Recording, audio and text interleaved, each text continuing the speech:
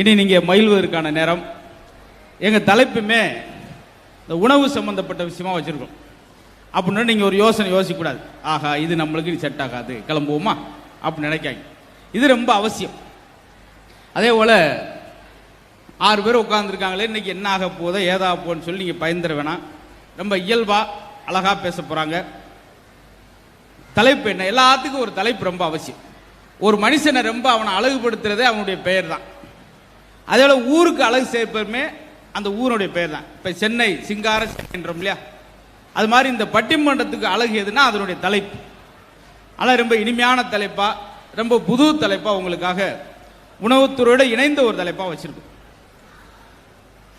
உணவிலும் உணர்விலும் மக்கள் பெரிதும் விரும்புவது பழமையா இல்லை புதுமையா?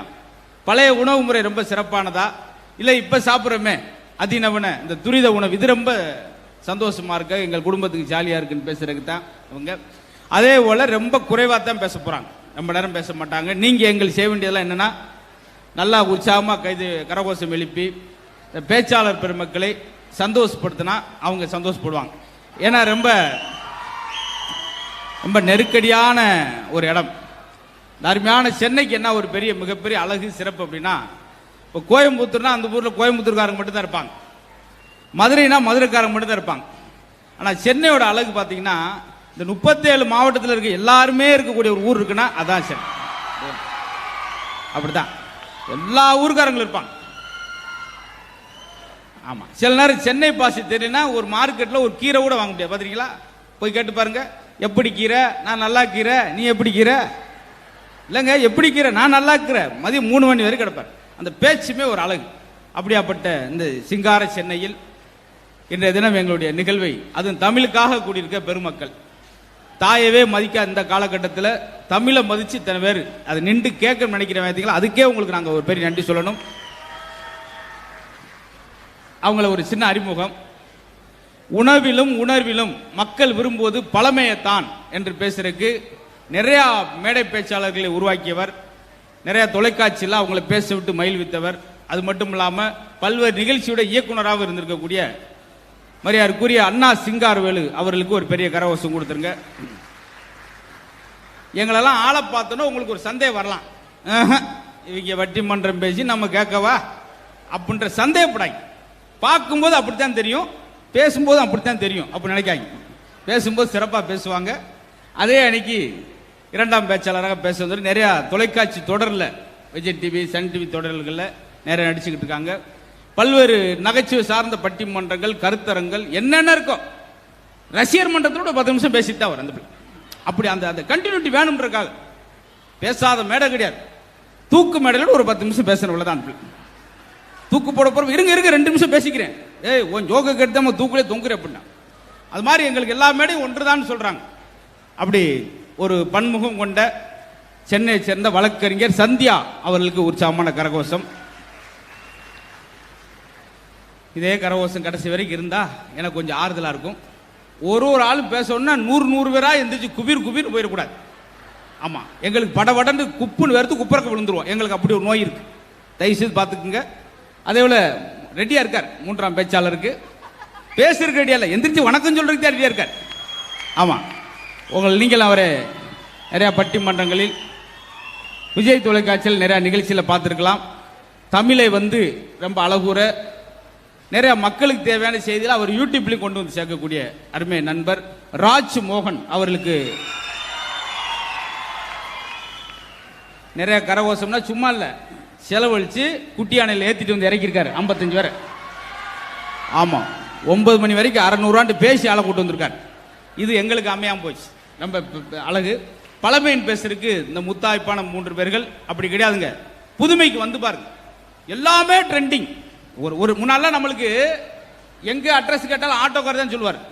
இப்போ ஆட்டோக்காருக்கே அட்ரஸ் சொல்றது யாரு? எங்க புதுமை. அப்படி போட்டுறாங்க கூகுள் மேப் போட்டு 30 kilometres left, 300 metres right, 300 metres left, இப்படியே போய் நைட்டு 11 மணிக்கு சுவிட்ச் ஆஃப் பறிச்சு சுடுகாட்டில் உட்காந்துருக்கான் பறக்கு முடிச்சிட்டு.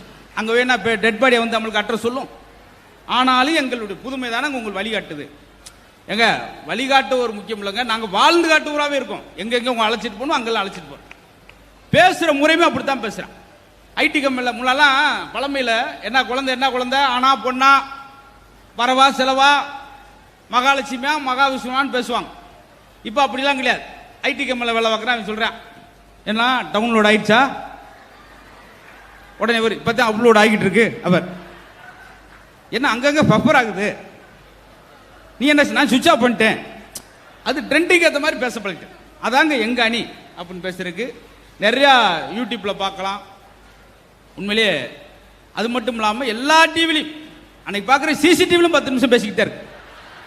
அப்புறம் அதை வாங்கி கலட்டி வச்சாலும் அரை மணி நேரம். இப்படி என்ன ஒரு வெறித்தனமான பேச்சை பாருங்க. ஏன்னா கொரோனா நெருக்கடியில் இருந்த பின்னாடி இன்னைக்கு தான் மக்கள் உண்மையிலே ரொம்ப இறைவனுக்கு நன்றி சொல்லணும். மாஸ்க் இல்லாத முகங்கள் இன்னைக்கு தான் பார்க்குறேன். ரொம்ப சந்தோஷம், நன்றி, பெரிய நன்றி.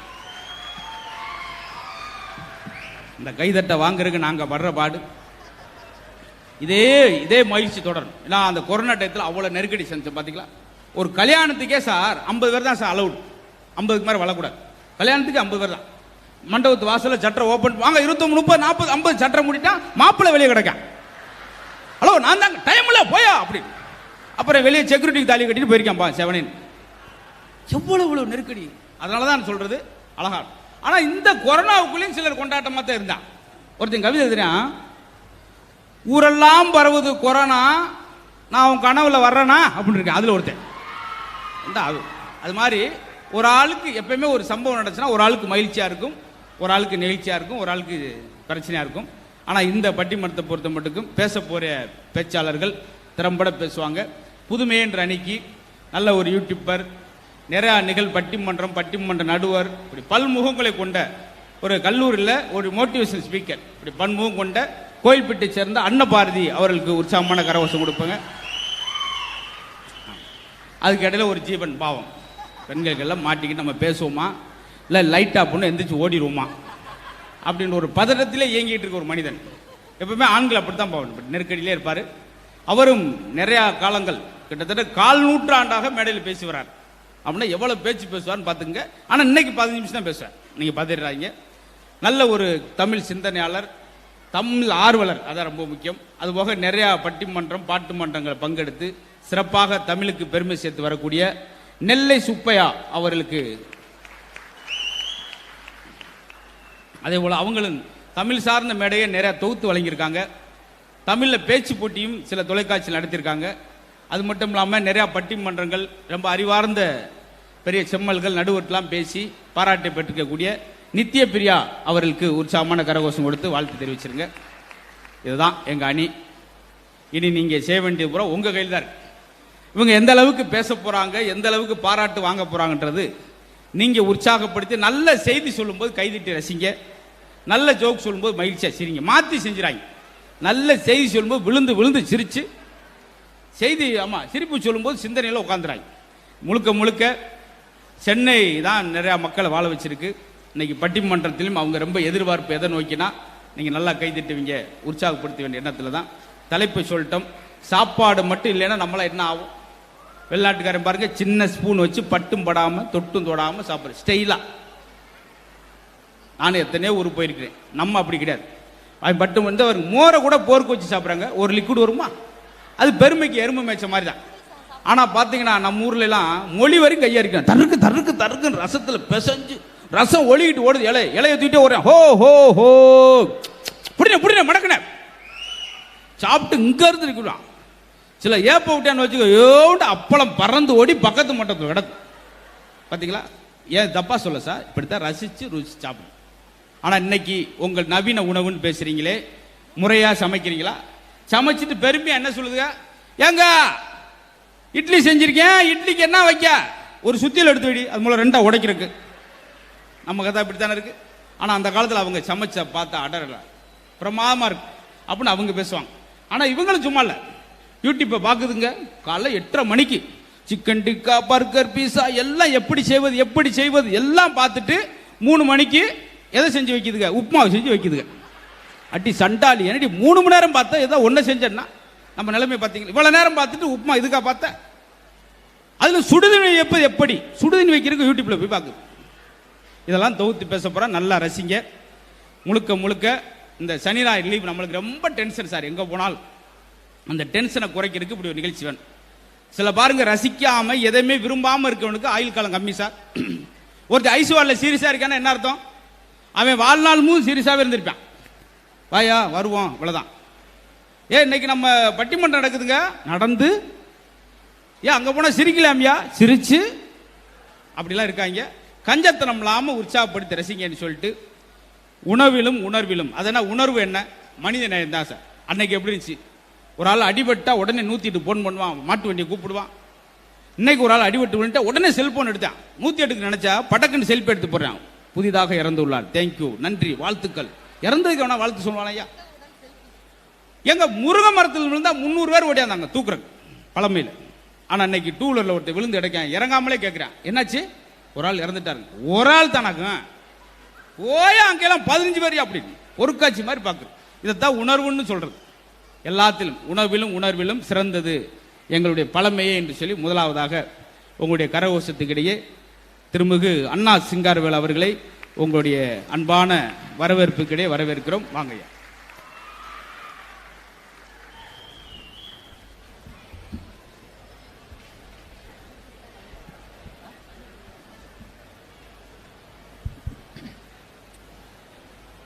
அப்படி இடமில்லாமலாம் முன்னுக்கு வந்துருக்கு, அப்படியே இடமில்லாம் மேடையோட உட்காருங்க. நாங்கள் இந்த அப்படி பீச்சை பக்கண்டு பேசி போகிறோம். உணவு திருவிழாவை ஊர் திருவிழாவாக நடத்தி கொண்டிருக்கிற உணவு பாதுகாப்புத்துறையை சார்ந்த அத்தனை பெருமக்களுக்கும் என்னுடைய பணிவான நன்றியும் வணக்கத்தையும் தெரிவித்துக் கொள்கிறேன். நல்ல உற்சாகமாக கைதட்டலாம். உண்மையிலேயே இப்படி ஒரு மேடை அப்படிங்கிறது உண்மையிலே ரொம்ப நாளாச்சு. தமிழ்நாட்டில் இருந்திருக்கக்கூடிய ஆகச்சிறந்த பேச்சாளர்கள் அமர்ந்திருக்கக்கூடிய ஒரு மேடையை மரியாதைக்குரிய மதுரை முத்து அவர்களால் தான் அமைக்க முடியும். அற்புதமான பேச்சாளர்கள், உண்மையிலே ரொம்ப சந்தோஷமாக அந்த மேடையில் நிற்கிறோம். இந்த ஸ்டாண்டப் காமெடி அப்படிங்கிற வடிவத்தை உலகமயமாக்கிய முதல் மனிதர் எங்களுடைய அன்புக்குரிய மதுரை முத்து அவர்கள் தான். எனக்கு தெரிஞ்சு தமிழ்நாட்டில் பேச்சுக்காக நம்முடைய மரியாதைக்குரிய உணவு பாதுகாப்புத்துறை சுகாதாரத்துறை அமைச்சர் மா சுப்பிரமணியா அவர்கள் வந்திருக்காங்க. எங்கள் பட்டிமன்ற குழுவின் சார்பில் அவர்களை அன்போடு அழைப்பதில் நாங்கள் பெரும் மகிழ்ச்சி அடைகிறோம்.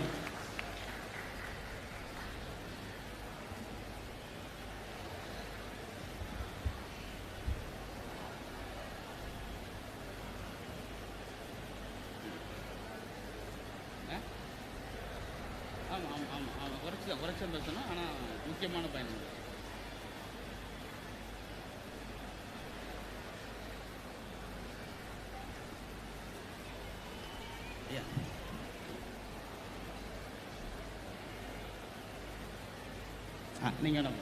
மரியாதைக்குரிய மாசு அண்ணன் அவர்களை வணங்குகிறோம். தளபதியைப் போலவே எப்போதும் மக்கள் பணியிலே தன்னுடைய மகத்தான பணியாக தன்னை அர்ப்பணித்துக் கொண்டிருக்கிற அமைச்சர் அவர்கள், அவரோட வந்திருக்கக்கூடிய அத்தனை பெருமக்களுக்கும் நன்றியை சொல்லி, நடுவர் அவர்களே, நாங்கள் பழமை உணர்விலும் உணர்விலும் மக்கள் விரும்புவது பழமை தான் பேச வந்திருக்கோம். இவங்க புதுமை தான் பேச வந்திருக்காங்க. இந்த புதுமை தான் பேச வந்திருக்கவங்களுக்கு பல சந்தேகம் வரும். கை கழுவிட்டு சாப்பிட்றதா, இல்லை சாப்பிட்டுட்டு கை கழுவுறதா, லிப்ஸ்டிக் போட்ட பிறகு சாப்பிட்றதா, இல்லை சாப்பிட்ட பிறகு லிப்ஸ்டிக் போடுறதாங்கிற சந்தேகம்லாம் வரும். இதுதான் இன்றைக்கி இருக்கிற புதுமை. நான் தஞ்சாவூர் மாவட்டத்திலேருந்து வந்திருக்கேன். பொதுவாக சோழ நாடு சோறு உடைத்துன்னு சொல்லுவாங்க. எங்கள் மாவட்டம் இல்லைன்னு சொல்கிற யாரும் வந்தவங்களுக்கு தண்ணி கேட்டால் கூட சோறு போடுற மாவட்டம் எங்கள் மாவட்டம். அப்படி ஒரு வந்தாரை வரவேற்கிற மாவட்டம். ரொம்ப நாளுக்கு முன்னால் ஒரு ஆள் வந்து இங்கே சோறு எங்கே விற்கும்னு கேட்டிருக்கான். தஞ்சாவூரில் வந்து எங்கே சோறு விற்கும்னோன்னு அங்கே இருக்கிற ஆள் சொல்லுவான் தொண்டையில் விற்கும்னு இருக்கான். நம்மளை கிண்டல் பண்ணுறானோன்னு வந்தாலும் நினச்சிக்கிட்டான் தொண்டையில் விற்கும். அப்போ தான் சொன்னான், இங்கே எந்த பஞ்சமும் இல்லை, சோறு இங்கே விற்காது, தொண்டை நாட்டில் தான் சோத்துக்கு பஞ்சம், அங்கே தான் விற்கும்னு சொன்னேன். அப்படிப்பட்ட பெருமை வாய்ந்த இந்த தமிழக மண்ணில் இன்றைக்கு புதுமைங்கிற பேரில் பல விஷயத்தை கெடுத்து வச்சுருக்காங்கிறது சொல்கிறதுக்கு தான் நாங்கள் வந்திருக்கோம். உண்மையிலே ரொம்ப சந்தோஷமாக இருக்குது. நீங்கள் சொன்ன மாதிரி ரொம்ப நீண்ட இடைவெளிக்கு பிறகு முகத்திலே மாஸ்க் இல்லாமல் இப்படி ஒரு பெருங்கூட்டத்தில் பேசுவதற்கான வாய்ப்பு. ஏன் கைதட்டுங்க கைதட்டுங்க நாங்கள் கேட்குறோம்னா, இந்த மாதிரி கைதட்டலை கேட்டு எங்களுக்கு பல வருஷம் ஆச்சு. அதுபோக இந்த கொரோனா காலத்தில் அந்த கொரோனா வந்தவன் போட்டிருந்த அந்த உடையை விட அந்த கொரோனா காலத்தில் முழுக்க முழுக்க அந்த உடை அதிகமாக அணிந்திருந்தது நம்முடைய சுகாதாரத்துறை அமைச்சர் மா சுப்பிரமணியா அப்படின்றதான் பெருமையான விஷயம். ஓய்வில்லாமல் ஓடி ஓடி எங்கெங்கெல்லாம் சிலிண்டர் வேணும் ஆக்சிஜன் சொல்லி ஓடிக்கொண்டே இருந்தது. நிறைய எங்களை பட்டிமன்றத்தில் இயக்குனதும் அவர் தான். அவருக்கு இந்த இடத்துல ஒரு பெரிய நன்றி சொல்லிக்கிறோம். சுகாதாரத்துறை மட்டுமல்ல, நம்முடைய போன்ற பட்டிமன்ற கலைஞர்களுக்குமான பெரும் வாய்ப்பை ஏற்படுத்தி கொடுக்கக்கூடிய பெரும் மனிதர் அவர். உண்மையிலே யோசிச்சு பாருங்க, இந்த கொரோனா காலகட்டத்தில் முன்னாலெல்லாம் என்ன சொல்லுவோம், தனியா இருந்தா பைத்தியம்னு சொன்ன காலம் போக தனியா இருந்தா அது வைத்தியம் அப்படின்னு சொன்ன காலம் வந்தது. கை கொடுத்தா பற்றுன்னு சொன்ன காலம் போக கை கொடுக்காத தொற்று அப்படிலாம் சொன்ன காலம் வந்தது. இவ்வளவு பிரச்சனைகள் இருந்தது இல்ல. இப்பயும் கூட நமக்கு என்ன கை கொடுத்ததுங்க, அந்த இக்கட்டான காலத்தில் கூட கை கொடுத்தது கபசுர குடிநீர் என்கிற எங்களுடைய பழமையான அந்த வைத்தியம் தான் கை கொடுத்ததே தவிர இன்னைக்கு இருக்கிற காப்பியோ டீயோ வைத்தியம் இல்லை. என் முன்னாடி போற காப்பி கூட கபசுர குடிநீர் மாதிரி தான் இருக்கும், அது வேற விஷயம். ஆனா யோசிச்சு பாருங்க, அதை குடிச்சிட்டு வாழ்ந்துருக்கீங்கன்னா உங்களை பாராட்டணும். பார்த்தீங்களா? உண்மையிலேயே சார், நீங்க பழசு பழசுன்னு ஒதுக்குறீங்களே, கொரோனா வந்தப்ப எல்லாரும் ஓடணும், எதை நோக்கி ஓடணும்? சீரக தண்ணியை குடிங்க. எதுக்கு அதுக்கு பேர் சீரகம்? இந்த அகம் சீராகுவதற்கு சீரகம், சீரக தண்ணி. பரவாயில்ல, கைதட்டு எதிர்பார்த்தேன், அது எனக்கு கிடைக்க வாய்ப்பு கிடையாது. இந்த மாதிரி பிச்சை எடுத்து வாங்க வேண்டிய அவசியம் எனக்கு இல்லை, விடுங்க. நான் ஒரு மனுஷன் காலில் விழுந்தா கதற முடியும். ஆமா, சீரகம் சீரகம்னே கைதட்டிடணும். ஆமா, தட்டிட்டான். அதே போல இந்த நொந்த இதயம் சரியாவதற்கு வெந்தயம். ரைட், இப்ப நீங்க கரெக்டா ஃபாலோ பண்ணிட்டீங்க. இதே மாதிரி தான் இருக்கணும். ஆமா, அதே போல கல்யாணம் ஆகி வந்தோடனே மருமகளுக்கு மாமியார் அடிக்கடி சொல்ற விஷயம், இருப்பாட்டினா ஆரம்பிக்கல, ஐயோ உங்களோட பெரிய கை தட்ட மாட்டேங்கிறான், தட்டினா நிறுத்த மாட்டேங்கிறான். ஆமா, மாமியார் மருமகளுக்கு அடிக்கடி சொல்றது, சாப்பாடுல நல்லா கருவேப்பிலை நிறைய சேர்த்துக்க. ஏன்? கருவில் வெப்பம் பண்ணும் இலை, கருவெப்ப இலை. பேசுங்க நடுவர் அவர்களே. அன்னைக்கு பழமையில உணவுல இனிப்பு இருந்தது, உணர்வுல ஈர்ப்பு இருந்தது. ஆனால் இன்றைக்கு உணவிலும் உணர்விலும் வெறும் கலப்படம் மட்டுமே இருக்கிறது அப்படின்னு சொல்றதுக்கு தான் எங்க அணி வந்திருக்கோம். இன்னைக்கு மாற்றங்களுக்கான காரணம் என்ன தெரியுமா? ஒரு காலத்துல கல்யாணம் எப்படி நடந்தது, வீட்டில் தாங்க கல்யாணம் நடக்கும், வந்தவங்களை வரவேற்போம், வாசல் என்னன்னு வாங்க பெரியப்பா வாங்க சித்தப்பான்னு வரவேற்ற காலம் இருந்தா இல்லையா? இன்னைக்கு எல்லா கல்யாணமும் கல்யாண மண்டபத்தில் தான். வரவேற்கிறதுக்கு ஆள் கிடையாது, எல்லாம் பொம்மை தான் வரவேற்குது. ஒரு பொம்மையை நிக்க வச்சிருக்கான், அது கும்பிடுது, அதுகிட்ட போய் சில பேர் சிரிச்சிட்டு வணக்கம் சொல்லிட்டு போறாள்லாம் இருக்கான். சிலர் போன் நம்பர்லாம் கேட்குறான். ஆமா, அதுக்கு ஆள் இருக்கு. ஆனா நீங்க உள்ள போய் பாருங்க, இலை போடுறாங்க, இலை மாதிரியே இருக்குங்க, இலை கிடையாது. கேட்டா கம்ப்யூட்டர் இலை. வித்தியாசமா குழந்தை பிறந்தா நம்மளால கம்ப்யூட்டர் குழந்தைன்னு சொல்லுவாங்க போல இருக்கு. இலை மாதிரியே இருக்கு. எங்க ஊர்ல ஒரு ஆளு மூத்த பிள்ளைக்கு கல்யாணம் பண்ணிட்டு அந்த இலையை கழுவி சுருட்டி வச்சிருக்கான். அடுத்த பிள்ளைக்கு அடுத்த வருஷம் கல்யாணம். அப்படி எல்லாம் நடந்துகிட்டு இருக்கு. இலை மாதிரியே இருக்கு, அது பிளாஸ்டிக். டம்ளர் மாதிரியே இருக்கு, அதுவும் பிளாஸ்டிக். மீன் மாதிரியே இருக்கு, அது வாழைக்காயை வறுத்து வச்சிருக்கான். எலும்பு மாதிரியே இருக்கு, ஆட்டு எலும்பு மாதிரியே இருக்கு, அது பார்த்தா காலிஃப்ளவர் தண்டு. சோறு வச்சான், நல்ல வேளை அதுதாங்க சோறு. அதையும் நான் பிதுக்கி பார்த்தேன், ஒருவேளை அதுவும் பிளாஸ்டிக்கா இருக்குமோன்னு. இன்னைக்கு கால மாற்றத்தில் எங்க கொண்டு போய் நிக்குது. ஆனால் அன்னைக்கு எங்க அம்மா சமைச்சாங்கன்னு அந்த தெருவே மணக்குங்க. அடுத்த தெருவில் சொல்லிடுவான், என்ன குழம்பு வச்சிருக்குன்னு சொல்லிடுவான். எங்க அம்மா வச்ச குழம்பு, ஒரு தக்காளியை வச்சு 10 பேருக்கு ரசம் சமைச்சு கொடுத்த காலம். இன்னைக்கு 1 கிலோ வாங்கினா கூட புடிஞ்சா சாறு வர மாட்டேங்குது. இன்னைக்கு இருக்கிற காலம் எப்படி போயிடுச்சு? நீங்க சொன்ன மாதிரி முன்னாடி நீங்க சொன்ன மாதிரி அந்த காலத்துல பழங்களை வாங்கி அப்படியே சாப்பிட்டாங்க. இப்ப தோலை எடுத்துட்டு உள்ள இருக்க அந்த சுளை கனியை மட்டும் சாப்பிட்டாங்க. அப்புறமேல என்னாச்சுங்க, அதை உள்ள வச்சு மிக்சியில் ஜூஸை மட்டும் குடிச்சான். எப்பா என்ன மிக்சிக்கலாமா கைதிட்டு வாங்க, என்ன பெரிய ஜூஸை மட்டும் குடிச்சேன். இன்னும் கொஞ்ச நாள் கழிச்சு பேப்பர்ல எழுதி ஆரஞ்சு பழம் அப்படின்னு குறுகுறுன்னு பார்த்துட்டு போப்பேன். அது மாதிரி வரப்போகுது. நீங்க இடையில சமீபத்தில் பத்திரிகை செய்தி எல்லாம் பார்த்தோம். இந்த ஷவர்மா சாப்பிட்டு செத்து போனாங்கலாம் படிச்சோம். அதுதான் ஒருத்த கவிதை மாதிரி எழுதனா, ஷவர்மா சாப்பிட்டு சாவதை விட உப்புமா சாப்பிட்டு உயிரோடு வாழலான்னா. ஏன்னா உப்புமாங்கிறது எங்க பழைய உணவு. காலம் எங்க கொண்டு போய் நிக்குது? நீங்க சொன்ன மாதிரி இது செல்போன் காலம். கையில செல்போனை வச்சுக்கிட்டே பல பேர் சாப்பிட்றாங்க. சாப்பிட்றது எத்தனை இட்லின்னு கூட கணக்கு தெரியல. சாப்பிட்டுட்டு எத்தனை சாப்பிட்டேன், செல்போனை சாப்பிடு பேசிக்கிட்டே சாப்பாடு. இந்த செல்லு வந்த பிறகுதாங்க இன்னைக்கு மனித மனமும் செல்லரிச்சு போச்சுங்கிற சூழல் இன்னைக்கு நம்ம வாழ்ந்துகிட்டு இருக்கோம். எல்லாமே செல்லு தான், எல்லாத்தையும் செல்போன்ல தான் ஆர்டர் கொடுக்குறான். வீட்டில் உட்காந்துக்கிட்டு செல்போன்ல ஆர்டர் கொடுத்தா வீட்டுக்கு வந்துருது. அதுக்கு பேர் விதவிதமான உணவு பேரு. இந்த செல்போன்ல அதுக்கு காரணம் என்ன தெரியுமா சொல்றாங்க இவங்க? இந்த செல்போன் ஷாப்பிங்ல நமக்கு நேரம் குறையுது, நேரம் மிச்சம் அப்படிங்கிறாங்க. நான் என்ன கேட்கிறேன், ஆன்லைன் ஷாப்பிங் மூலமாக சேமிக்கப்படுகிற நேரத்தையும் ஆண்ட்ராய்டு போனிலேயே செலவு செய்து கொண்டிருக்கிறார்கள் என்பதானங்க எங்க குற்றச்சாட்டு. இந்த செல்லு வந்த பிறகுதான் அவ்வளவு பிரச்சனை. அன்னைக்கு எங்க ஊர்ல பாக்குறேன், ஒருத்தர் செத்து கிடக்குறாரு, அவர் பாக்கெட்ல செல்போன் இருக்கு, அதை யாரும் பார்க்கல. அவர் செத்துட்டாருன்னு தெரியாம ஒருத்தன் போன் பண்ணியிருக்கான். பக்கத்துல இருக்கிறவன் அவர் பாக்கெட்ல இருந்து செல்ல எடுத்து ஹலோ அப்படின்னு இருக்கான். அவர் ராமசாமி இருக்காரா? அவரு இல்லைங்க, அவர் போயிட்டாருங்க. எப்ப வருவாரு? இல்ல திரும்ப வர முடியாத இடத்துக்கு போயிட்டாருங்க. எப்ப வந்தாலும் கொடுத்த காசை வாங்காம விட மாட்டேன். செத்த போனதுக்கிட்ட 20 நிமிஷம் பேசியிருக்கான். அன்னைக்கு அலோ அலோ அலோ அலோன்னு ஒருத்தன் டவர் கிடைக்கலன்னு போலீஸ் ஸ்டேஷனுக்குள்ளேயே போயிட்டான். ஏட்டையா லாக்கப்பை திறந்து வச்சுட்டார். வந்த சனியனை விடணும்னு உள்ளே போயிட்டான். ஏன்னா அதுவும் செல்லு இதுவும் செல்லு தானே. இன்னைக்கு கையில செல்லு வந்த பிறகு இன்னைக்கு உடம்பு செல்லரிச்சு போன மாதிரி இன்னைக்கு நம்ம இந்த உணவுங்கிற விஷயமும் மாறி போச்சுங்க. ஒரு விவசாயி எங்க ஊர்ல டெல்லிக்கு போனான். ஏன்னா ஒரு 4 வருஷத்துக்கு முன்னால போராட்டம் அங்கதானே நடந்தது விவசாயிகள். இன்னைக்கு தானங்க விவசாயிகளுக்கு ஒரு விடிவெள்ளி ஆட்சி இன்னைக்கு மாறி இருக்கு அப்படின்னு சொன்னா, 2 வருஷத்துக்கு முன்னால விவசாயிகள் எப்படி போராடிக்கிட்டு இருந்தாங்க டெல்லியில. அப்ப நம்ம ஊர்ல இருந்து போன ஒரு விவசாயி டெல்லியில போராடும் போது ஒரு பெரிய பணக்காரன் அவரை கூப்பிட்டான். ஸ்டார் ஹோட்டல்ல சாப்பிட்ருக்கியான்னு கேட்டான். அதெல்லாம் எனக்கு தெரியாதுங்கன்னார் நம்ம ஊர் விவசாயி. வா கூட்டு போறேன் அப்படின்னு கூட்டு போய் ஸ்டார் ஹோட்டலை பார்த்தோன்னா அரண்மனை மாதிரி இருந்திருக்கு. நம்மளுக்கு இதெல்லாம் பார்த்து புதுசு. நம்மளால ஏழை விவசாயி இல்லை. சார் அரண்மனை இதான் ஸ்டார் ஹோட்டலு. உள்ள போய் கூப்பிட்டு என்ன வேணும்? இட்லி கொடுங்க, அது போதுன்னு இருக்கான் நம்மால். அவர் 2 இட்லின்னு இருக்கார். இட்லி வந்திருக்கு. எவ்வளவுன்னு நம்மளால கேட்டிருக்கான் ஏழை விவசாயி. அந்த ஆள் சொல்லியிருக்காரு 2 இட்லி 450 ரூபா. 2 இட்லி 450 ரூபாயா? என்னையா இது? எங்க ஊர்ல இன்னைக்கும் 3 6 ரூபாய்க்கு தானே விற்கிறான் இருக்கார். அதுதான் ஸ்டார் ஹோட்டல். சாப்பிடு. இந்த ஆளுக்கு சாப்பிட மனசே வரல. வேற வழி இல்லாம அப்படி சாப்பிட்டுக்கிட்டே இருக்காரு. அங்க பார்த்தா கைகள் ஒரு இடத்துல பார்த்தா அப்படி கையை நீட்டினா தண்ணி அதுவா வருது.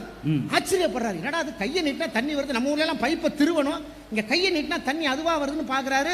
ஒரு குழந்தை போய் அப்படி வடிந்து அப்படி தண்ணியை தொட்டு தொட்டு விளையாடுறான். புதுசா கல்யாணம் பொண்ணு மாப்பிள்ள ஒருத்தர் மேல ஒருத்தர் அப்படி தண்ணி அடிச்சுக்கிறாங்க.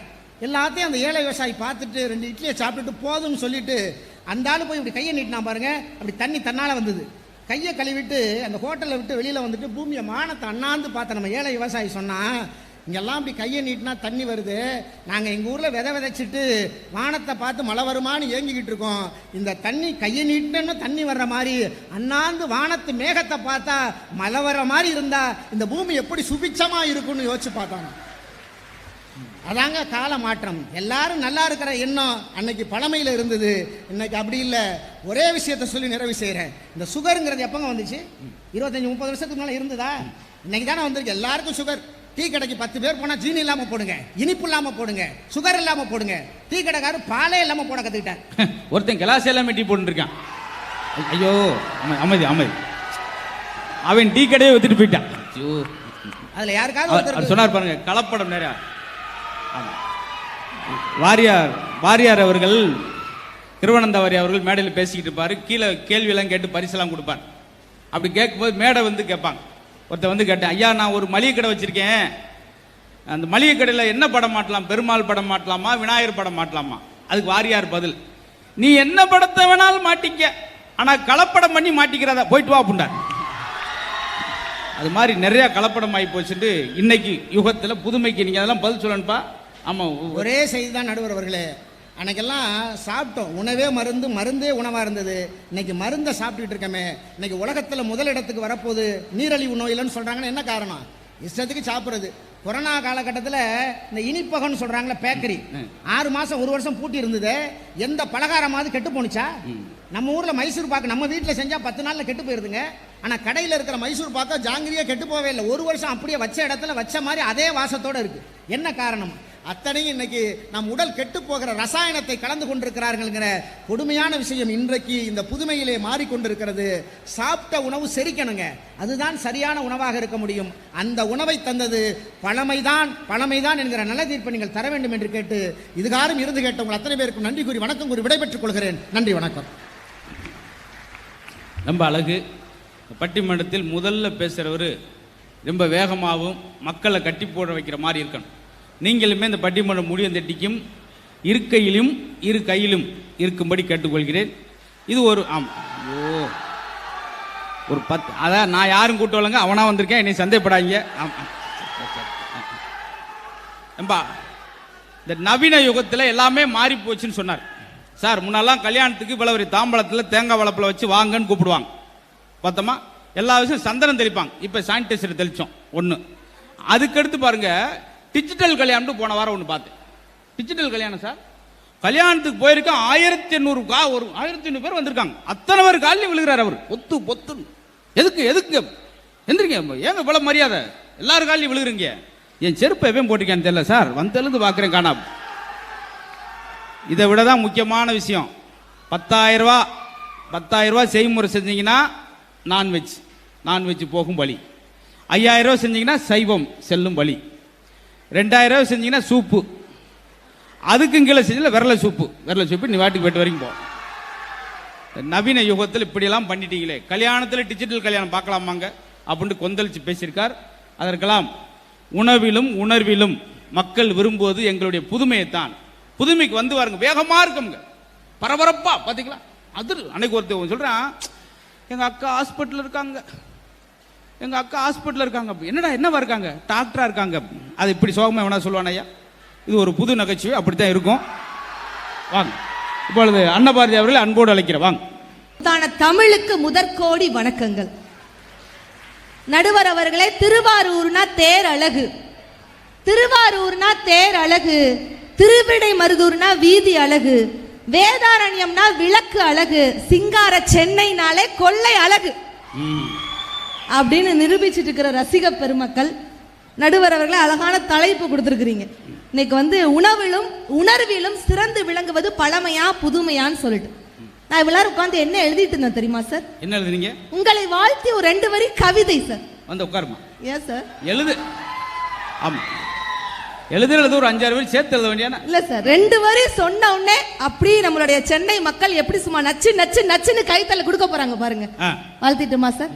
நடுவர் அவர்களே, கடல்னா முத்து இருக்கணும், காமெடினா மதுரை முத்து இருக்கணுங்க. உங்களுக்கு சம்பளம் கன்ஃபார்ம் ஆகி போச்சு. Thank you sir. நீங்க 5 வரை என்ன ஆக போறீங்கன்னு தெரியல, பாத்து இதே மாதிரி கவிதை வச்சா வச்சுக்கு. இதை தாண்டி இன்னொரு கவிதை கூட வச்சிருக்கேன் சார். சன் டிவி அசத்த போகுது யாரு, அசத்தல் மன்னனே, குக்கு வித்து கோமாளியின் கண்ணனே. இதை விட அரங்கம் மதுரை போது பாருங்க சார். குக்கு வித்து கோமாளியின் கண்ணனே, அழகான பெண்களுக்கெல்லாம் அண்ணனே. இதுக்கு 7ஆம் நம்பர் செருப்படுத்தி என் செவிலி அடிச்சிருக்கலாம். இல்ல நடுவர் அவர்களே, உண்மையிலே மரியாதைக்குரிய மாசு சார் அவர்களுக்கும் நெஞ்சார்ந்த நெடுகளத வணக்கங்களையும் இந்த நேரத்தில் தெரிவித்துக் கொள்கிறோம். உண்மையிலேயே இன்னைக்கு கூட வரும்போது பிகின் உட்ஸ்ல உங்களுடைய இது இன்டர்வியூ பார்த்துட்டு தான் சார் வந்தேன். ஸோ அருமையா போல்டா கொடுத்துருந்தீங்க. எதிரணியில வந்து அண்ணா சிங்கரால் சார் வந்து பேசினாப்ல, பழமை. நான் ஒரே ஒரு கேள்வி, நாக்கு புடுங்குற மாதிரி ஒரு கேள்வி கேட்கிறேன் சார். ஏன் நீங்க எது மூக்க புடுங்குற மாதிரி எது கேட்கறீங்களா? ஒரே ஒரு கேள்வி சார். சார், இட்லி பொடியை தொட்டு இட்லி சாப்பிடலாம் தானே? இட்லி பொடியை தொட்டு இட்லி சாப்பிடலாம், மூக்கு பொடியை தொட்டு மூக்கு சாப்பிட முடியுமாங்க? நீ அடுத்த பட்டன்ல இருக்க முடியுமான்னு பாரு.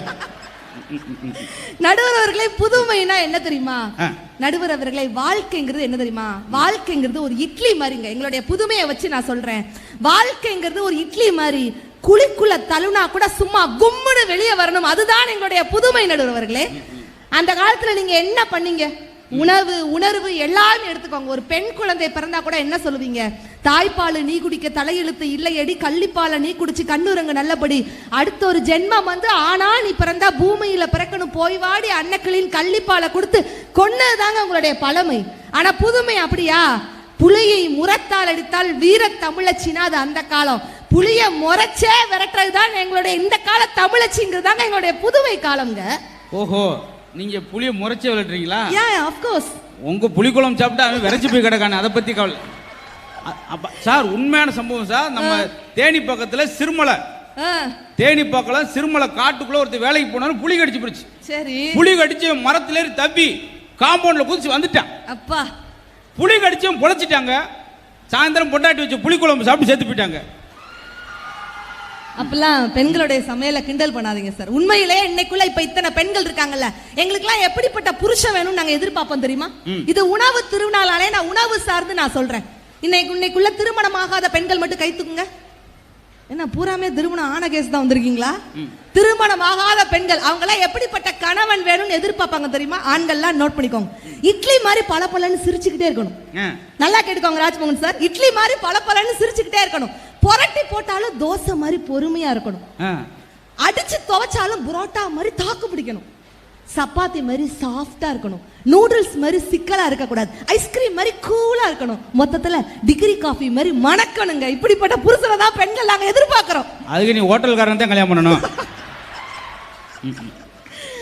நடுவர் அவர்களே, அந்த காலத்துல வந்து என்ன சொன்னாங்க, அந்த காலம் அப்படி இருந்துச்சு, அந்த கால பசங்க இப்படி இருந்தாங்க. ஏங்க இந்த கால பசங்க எல்லாம் எப்படிப்பட்ட ஷார்ப்பான பசங்க தெரியுமா? அந்த காலத்துல நீங்க எல்லாம் கோனார் நோட்ஸ் வச்சு பாஸ் பண்ணவங்க, இவெல்லாம் கொரோனா வச்சு பாஸ் ஆன செட்டு நடுவர் அவர்களே.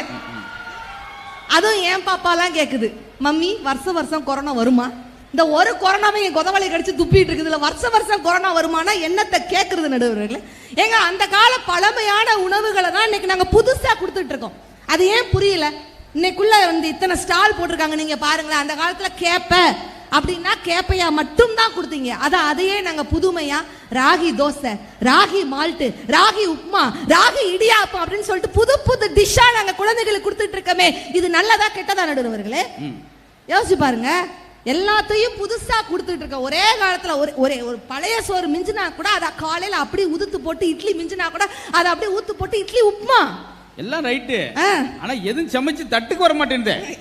பூரா சமைச்சு நெட்ல தானே போடுறீங்க.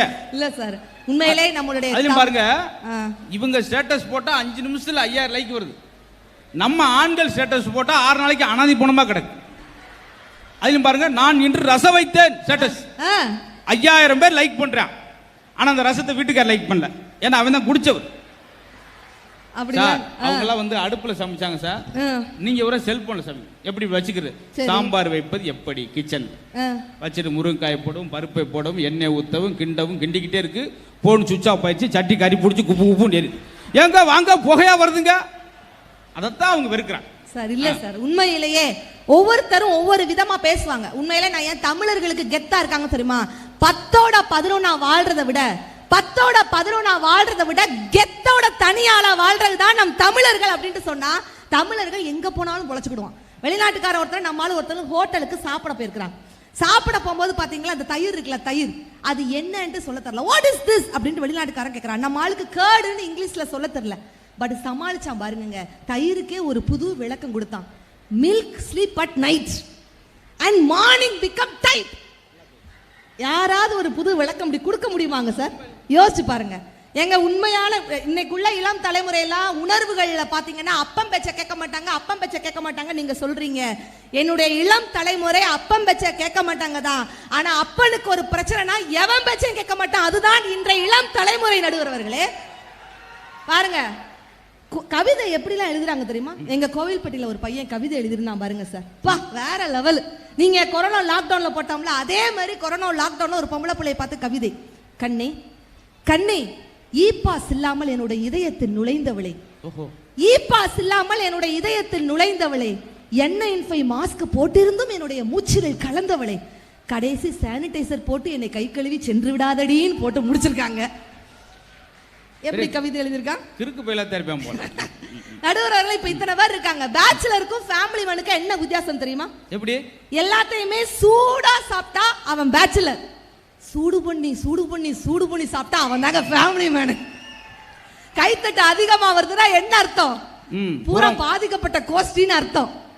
ஆனா அப்படி இல்ல சார். இன்னைக்குள்ள உணவு அவ்வளவு தூரம். பெண்களுடைய சமையலை பட்டு தயவு செய்து கிண்டல் பண்ணாதீங்க. கல்யாணம் ஆனவர் ஆகாதவர் ஈஸியா கண்டுபிடிச்சலாம். எப்படி? பொண்டாட்டியோட சுத்தினானா அவன் கல்யாணம் ஆனவன்.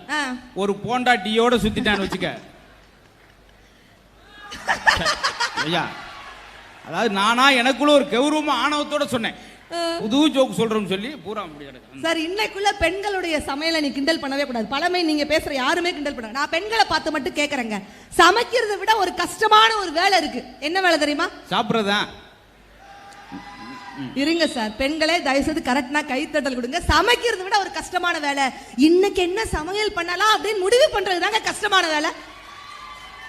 ஆமா, அது என்ன சமையல் பண்ணுவார் முடிவு பண்ண எல்லாம் ஒரே மாதிரி தான் இருக்கு.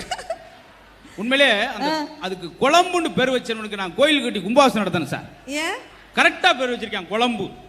ஏன்னா வச்ச உடனே அவன் குழம்பிடுறான், இது ரசம்மா, இது மோரா, தயிரா, குழம்புறனால அதுக்கு பேரே குழம்பு. சார் உங்களுக்காக நாங்க பார்த்து பார்த்து சமைக்கிறோம் சார். அங்க ஒரு ஆள் குழம்புனே 4 பேர் கிளம்புன்னு கிளம்பிட்டாங்க. இல்ல பெண்கள் நாங்க இன்னைக்குள்ள புதுமை அவசர அவசரமா ஓடினா கூட புருஷன் நல்லா இருக்கிறதுக்காக நாங்க பார்த்து பார்த்து சமைக்கிறோம். நாங்க அவர் பதறில சாப்பிடுறாரு. இல்ல சார், பெண்களுடைய சமையலை எப்படி தெரியுமா? இன்னைக்குள்ள பெண்களுடைய சமையல் ஒரு இசை சத்தம். என்னம்மா திடீர்னு எப்படி? ஆமாங்க சார். மேடம், நான் இந்த முன்னாடி உட்காந்துருக்கீங்களா, உங்களை பார்த்து கேட்கறேன், ஒரு இட்லி தட்டுல எத்தனை இட்லி ஊத்துவாங்க? மேடத்திட்டு கேட்காங்க, மேடத்திட்டு வீட்டுக்காரட்டு கேளுங்க. இப்ப எல்லா இடத்துலயும் ஊத்துறது வந்து அவங்க வீட்டுக்காரங்க. நீங்க கேட்டாலும் போன் பண்ணி அங்க ஏங்க எத்தனை ஊத்துவீங்களாம் இங்க ஒருத்தி கேட்டுக்கிட்டு இருக்கா அப்படின்னு. சரி பரவாயில்ல, எத்தனை 5 இட்லிக்கு ஒரு குத்து மதிப்பா சொல்றாங்க. 5 இட்லி ஊத்துவோம். அந்த இட்லியை ஊத்தும் போது ஒரு சத்தம் வரும், நோட் பண்ணிருக்கீங்களா? ஆமா. அந்த காலத்து பழைய காலத்து ஆண்கள்லாம் சர்ரு சர்ருன்னு சாப்பிடத்தான் நீங்க லாய்க்கு. நாங்க அப்படி ரசிப்போம். ஒரு ரசனை எங்கள்ல புதுமையில இருக்கு. இட்லியை ஊத்தும் போது ஒரு சத்தம் கேளுங்க சார். என்ன சிலிண்டர் பிடிங்கி விட்டாங்களா? அது ஒரு இசை சத்தம் சார். சரி இட்லி விடுங்க. தோசைக்கு மாவு ஊத்துறோம். ஊத்திட்டு திருப்பி போடும்போது ஒரு சத்தம் கேட்கும், நோட் பண்ணிருக்கீங்களா? என்ன? அப்படி ஊத்திட்டு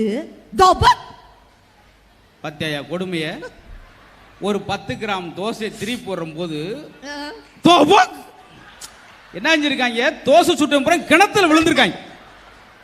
கிணத்துல விழுந்தா கூட இந்த சத்தம் வராதுமா சார்? இல்ல சார், இசை சத்தம். அதாவது தோசை சுடுறது ஒரு இசை சத்தம், அதை சாப்பிடறவனுக்கு தான் சங்கு சத்தம். அவ்வளோ இல்ல சார், நான்லாம் தங்கமான பொண்ணு சார். இன்னைக்குள்ள புதுமை பண்ணி என்ன பார்த்தா தெரியுதுல மேடம், நான் நல்லா சமைப்பேன். அன்னைக்கெல்லாம் வத்த குழம்பு வச்சிருந்தேன் சார். வீட்டுக்கார வத்தி போயிட்டாரா? வச்சதுக்கே வத்தி போயிருவாரா? என் வீட்டுக்கார் வத்த குழம்பு பார்த்தாரு, என்னைய பார்த்தாரு, என்னைய பார்த்தாரு, வத்த குழம்பு பார்த்தாரு. ஊரே நம்மள பாத்துக்கிட்டு இருக்குமா? டக்குன்னு சொல்லு. இருங்க சார், ரொமான்ஸ் சார் மெதுவா தானே சொல்ல முடியும். அந்த வத்த குழம்பு கையில இருக்கு. என்னை பார்த்து என்ன சொன்னார் தெரியுமா? பாரதி, வத்த குழம்புனா இதாண்டி வத்த குழம்பு, போன வாரம் வச்ச வத்த குழம்பு மாதிரியே இருக்குன்னாரு. அதே வத்த குழம்பு தான் திண்ணியான. ஓ, இந்த மாதிரி நகைச்சுவைகள். பாசம் குறையுதா? எங்க பழமையில செய்த அளப்பரிய சாதனை என்ன தெரியுமா? உணர்வு உணர்வுன்னு பேசுறீங்களா? அளப்பரிய சாதனை வத வத வத வதன் பிள்ளை குட்டியை பெத்து போடுறது. எங்க பாட்டிக்கெல்லாம் எத்தனை பிள்ளைன்னு கேக்குறீங்க? 16 பிள்ளைங்க.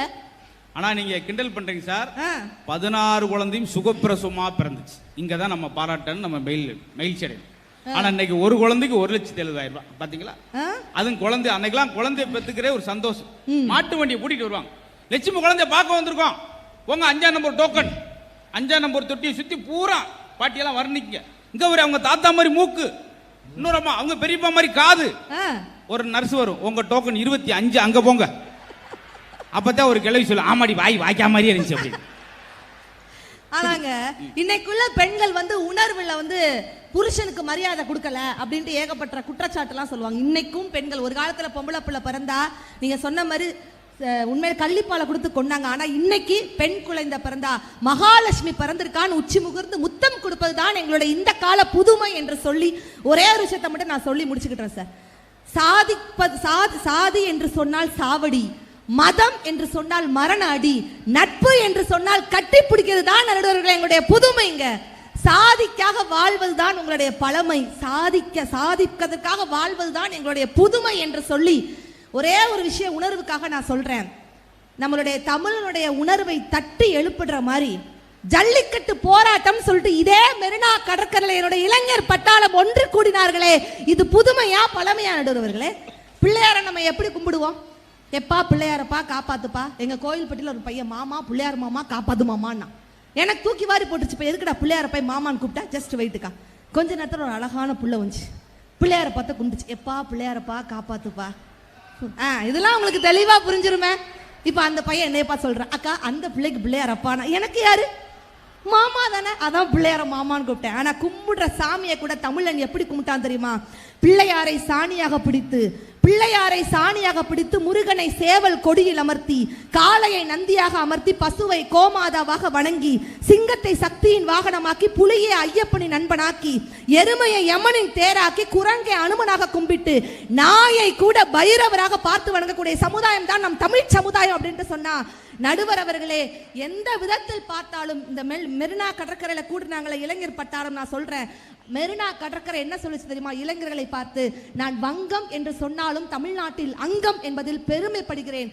காதலர்களை மட்டுமே பார்த்து வந்த நான் களங்கமில்லாத வீரத்தையும் பார்த்து விட்டேன் அப்படின்ட்டு சொன்னா யோசிச்சு பாருங்க. ஏங்க இன்னைக்கு நம்மளுடைய ஆட்சி நடத்துறாங்களே, யோசிப்பாங்க, சர்வதேச அளவுல செஸ் விளையாட்டு போட்டி அத்தனை நாடுகளும் பிரமிப்பா ஆச்சரியப்பட்டு பார்க்கிறார்களே, இது புதுமையா பழமையா? நடுவர் அவர்களை, உதிர்ந்து விட்ட பூக்களுக்கு கண்ணீர் சிந்துவதை விட உதிக்கின்ற பூக்களுக்கு கொஞ்சம் தண்ணீர் விடுங்கள், இளைய பாரதம் செழித்து விளங்கும். நன்றி, வணக்கம், ஜெய். இங்கிட்ட ஒரு ஆறு பழமைக்கு அப்படின்னா இவங்க பேசும்போது புதுமை மாதிரியே தெரியுது. என்னென்ன சொன்னாங்க பார்த்தீங்களா? புதுமையில் நாங்கள் வேகமாக இருக்குங்க, எங்களுக்கு உட்காந்து புறங்கதை பேசுறதுக்கு புறணி பேசுறதுக்கு நேரம் இல்லை, இயங்கிக்கிட்டே இருக்கும். ஆனால் இவங்க பழமையில் இருந்தாலும் சும்மா விட்டுற முடியுமா? அன்னைக்கெல்லாம் 2 பேரும் உட்காந்து என்ன பேசுறாங்க, வாங்க மாப்பிள்ள எப்படி இருக்கீங்க, என்ன செய்றீங்க, எவ்வளவு படிக்கிறார் மருமகன், என்ன படி, எவ்வளவு சம்பளம். இன்னைக்கு 2 பேரும் உட்காந்தா பேசுறது, வாங்க வருவோம் வருவோம், உங்களுக்கு எவ்வளவு, நம்மளுக்கு 400, உங்களுக்கு 700, சுகர் ஏதோ 600 ஏக்கர் இருக்கும், வாங்க டீ சாப்பிடு, கடைசி டீயா போயிடும் வேணாம் அப்படின்னு சொல்லி எதை சொன்னாலும் பயப்படுற மாதிரி உங்களுக்கு வந்துருச்சு. சார் எதுவுமே பதவி இருக்கும் தட்டிக்கும் புகழ் இருக்கும் தட்டிக்கும் பணம் இருக்கும் தட்டி தான் சார் மரியாதை. சார் மீனில் கூட பாருங்களேன், வஞ்சர மீன் செத்தாலும் அதுக்கு பேர் வஞ்சர மீன் தான், கெண்ட மீன் செத்தாலும் கெண்ட மீன் தான். அதுவும் பாருங்க, நெய் மீன் செத்த பண்ணி விலை கூடுது, 900 ரூபா கிலோ. ஆனால் மனுஷன் இருக்கும் தட்டி கலெக்டர் வர்றார், இன்ஜினியர் வர்றார், டாக்டர் வர்றார், ஆனால் இறந்து உடனே டெட் பாடி தூக்குங்க சார். தாசில்தாரோட நாய் இறந்து போச்சுங்க ஒரு ஊர்ல, தாசில்தாரோட நாய் இறந்து போச்சு. 1000 பேர் வந்து விசாரிக்கிறான், தாசில்தார் வீட்டு நாய் இறந்து, தாசில்தாரே இறந்து போயிட்டார், ஒரு நாய் அந்த பக்கம் வரல. பாத்தீங்களா, இதுல இருந்து என்ன தெரியுது, இதுதாங்க. ஆனா அன்னைக்கு வந்து ஒரு ஆளுக்கு உடம்பு முடியல என்ன செய்வான், உடம்பு முடியல என்ன செய்வான், உசுர் இருக்கான்னு பார்ப்பேன். இன்னைக்கு உயில் இருக்கான்னு பார்க்குறேன், போய் முதல்ல அதை பாரு, முதல்ல அப்புறம் பார்ப்போம். இப்படி நிறைய வித்தியாசம். அன்னைக்கு வீட்டுக்கு ஒரு ஆள் போருக்கு போனான், இன்னைக்கு வீட்டுக்கு 2 பேர் பாருக்கு போறான்.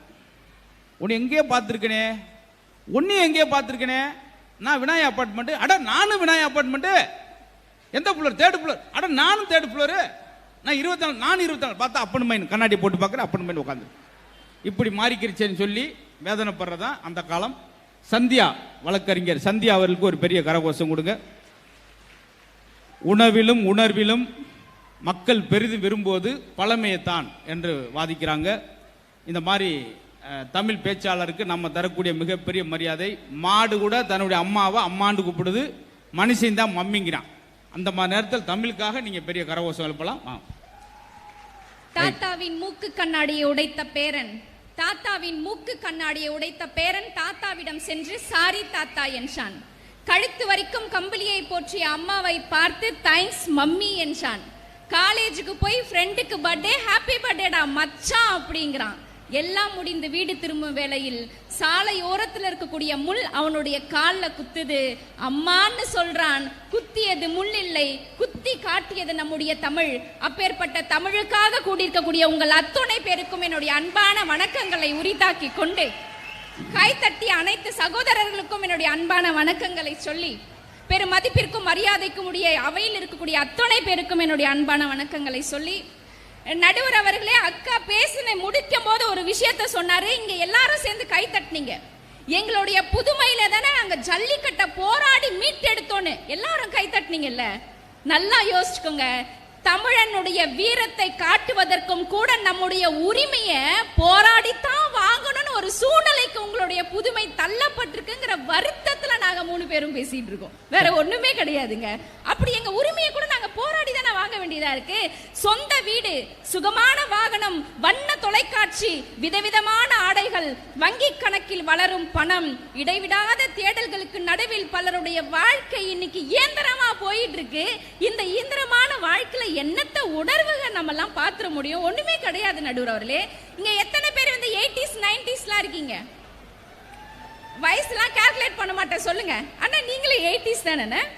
நம்ம 80ஸ்லாம் 90ஸ்லாம் கொஞ்சம் யோசிச்சு பாருங்களேன். எவ்வளவு அற்புதமான ஒரு வாழ்க்கை தெரியுமா?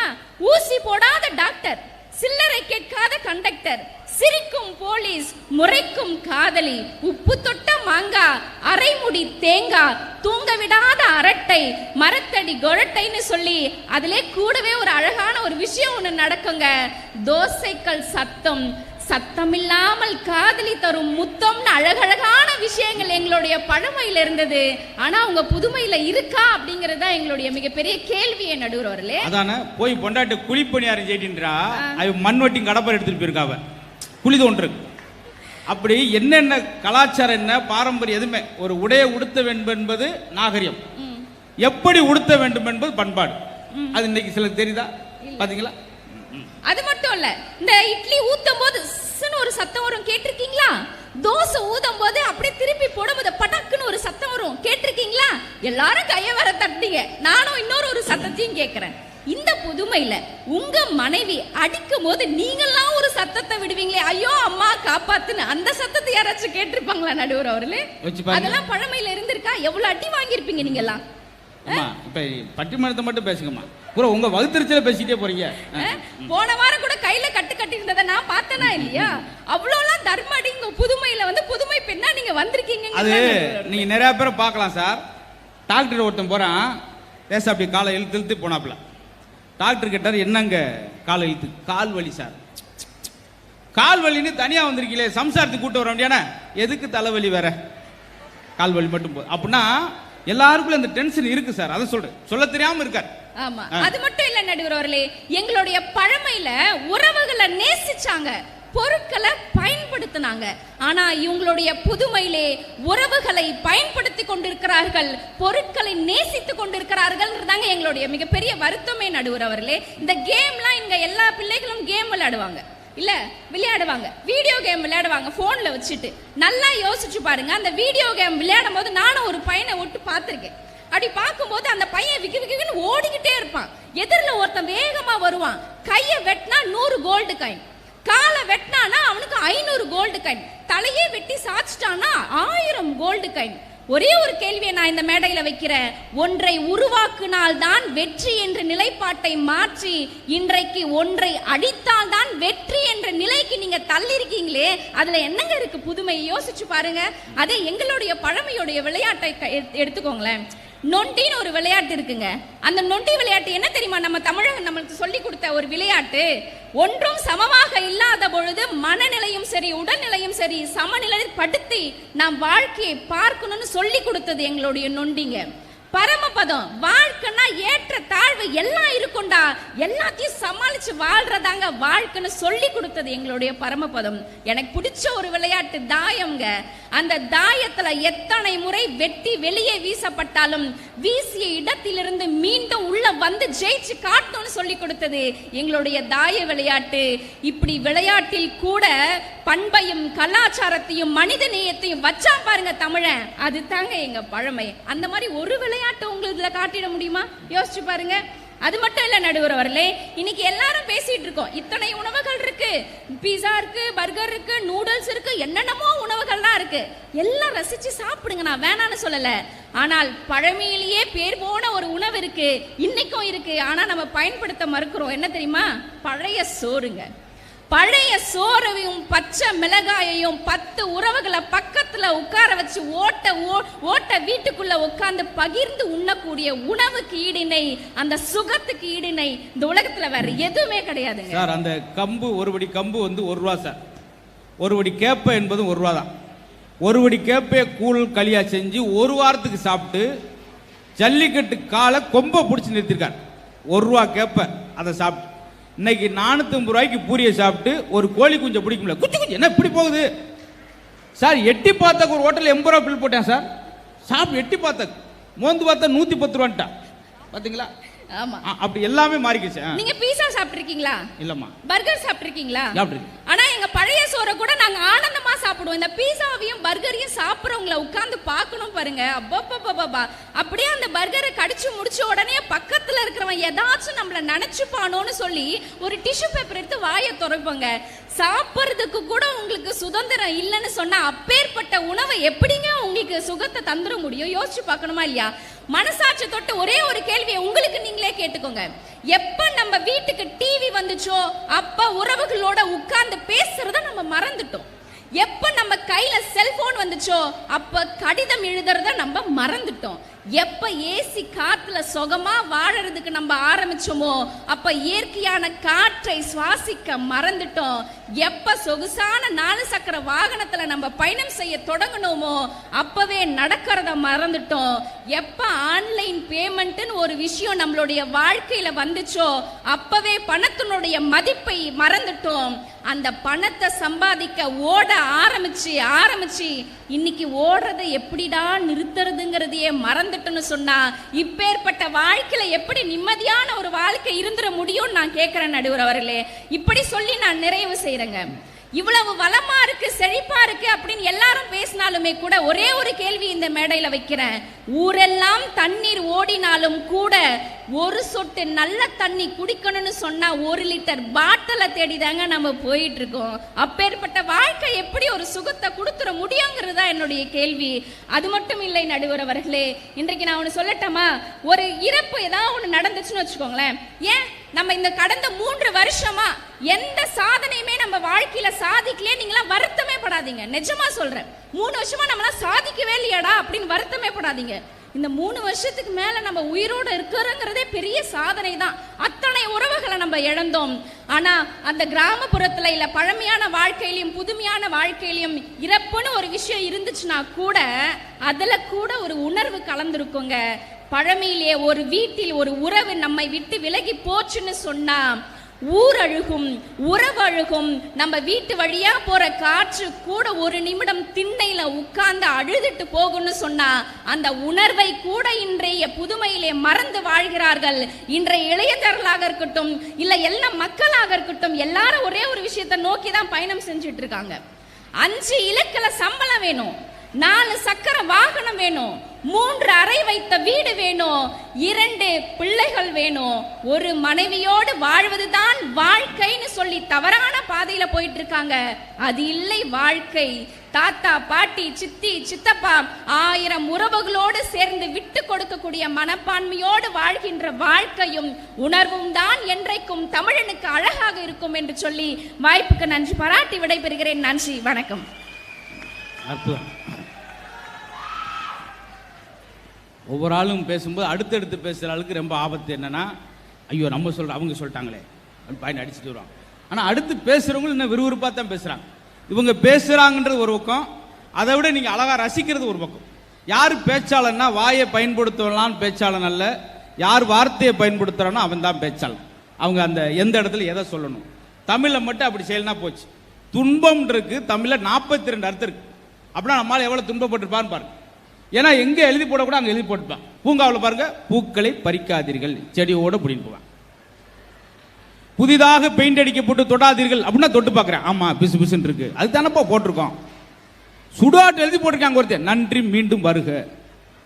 ஆனால் எங்கள் பழமையில் என்ன தெரியுமா, இன்னைக்கெல்லாம் நீங்கள் பார்க்குறீங்க வயல் வாழ்வில் பெர்டிலைசர் எப்படி யூட்டிலைஸ் பண்ணுன்னு சொல்லி பேசிக்கிட்டு இருக்கோம். ஆனால் முதல்ல பெரிய பெரிய விஷயத்தங்களாம் கண்டுபிடிச்சாருன்னா, ஒரு இந்த வயல் வாழ் நடத்துகிற அன்னைக்கு அதிகாரி எங்கள் கிராமத்தில் கண்டுபிடிச்சான், தென்னை கடையில் தேர் ஓரளவுக்கு இடைவெளி இருக்கணும், கரும்பு கடையில் நத்தை ஓரளவுக்கு இடைவெளி இருக்கணும். ஒன்று கரும்பு கடையில் நரி போகிற அளவுக்கு, நெல்லு கடையில் நத்தை போகிற அளவுக்கு, அப்படின்னு இடைவெளியை கூட அழகாக சொன்னது. சார் ஒரு சின்ன விஷயம், அவங்க பழமைக்கு ஒரு பெருமையான விஷயம் ஒன்று சொல்லிடுறேன். ஒரு பெரியவர் உட்காந்துருக்காரு, ஒருத்தர் வந்து கேட்குறேன், ஐயா அந்த பக்கத்து ஊருக்கு போகிற எவ்வளோ நேரம் ஆகும்? அவர் பதில் சொல்லலை. மறுபடியும் ஐயா உங்கள்கிட்ட தான் கேட்குறேன், அந்த ஊருக்கு போக எவ்வளோ நேரம் ஆகும்? பதில் வரல.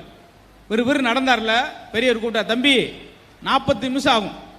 திரும்பி பார்த்தான், ஐயா இவ்வளோ நேரம் உங்கள்கிட்ட தானே கேட்டேன், அப்போ சொல்லாம இப்போ சொல்கிறீங்க. ஒரு நடையின் வேகத்தை வச்சானப்பா சொல்ல முடியும் எவ்வளோ நேரம் ஆகும்னு சொல்லி. பார்த்தீங்களா, இதுதான் அணு அறிவு. ஆனால் உங்கள் இன்னைக்கு இல்லை நவீன அறிவில் என்ன தெரியுமா, பஸ்ஸில் பையன் இருக்கான், ஒரு பையன் ஒரு பெரியவர் கேட்குறாரு, தம்பி என்ன படிக்கிறீங்க? ஆமாம் சொன்னால் உங்களுக்கு என்ன புரியவா போகுது அப்படின்னா. அது பெரியவர் சொன்னா, தம்பி புரிகிற மாதிரி சொல்கிறதுக்கு தாண்டா உன்னை படிக்க வச்சது, உன் படிப்பவே உன்னால் புரிகிற மாதிரி சொல்ல தெரியல, படிச்சு என்ன செய்ய? சிலர் படிக்கிற சொல்லுவேன் பயமாக இருக்கும், என்னடா செய்ய போகிற? எம்பிபிஎஸ் படித்து லா காலேஜில் சேர்ந்து இன்ஜினியர் ஆக போகிறேன்டுவான். மூணுமே வேற. இது மாதிரி ஒரு குழப்பமான சூழல் நீங்கள் இருக்கீங்க அப்படின்னு. அதே போல் அந்த உணர்வுன்றப்ப மனிதனை சொன்னோம், நல்ல வெயில் ஒருத்தர் மயக்கப்பட்டு விழுந்துட்டாங்க, சுற்றி 15 பேர், ஆம்புலன்ஸ் கூப்பிடுங்க ஆம்புலன்ஸ் கூப்பிடுங்க, ஆம்புலன்ஸ் வேகமாக வச்சு 15 பேர் ஏறி போயிட்டேன், கிடந்து அங்கேயே கிடைக்கும். என்னங்க குழுக்குள் இருக்கும், ஏறி போயிட்டேன் சார் அப்படி. அப்படி மனிதனையும் கூட மறத்து போச்சு அப்படின்னு சொல்கிறதான் புதிய. நீங்கள் ரெடியாக இருக்கீங்களா? ஆமாம் ஆமாம்.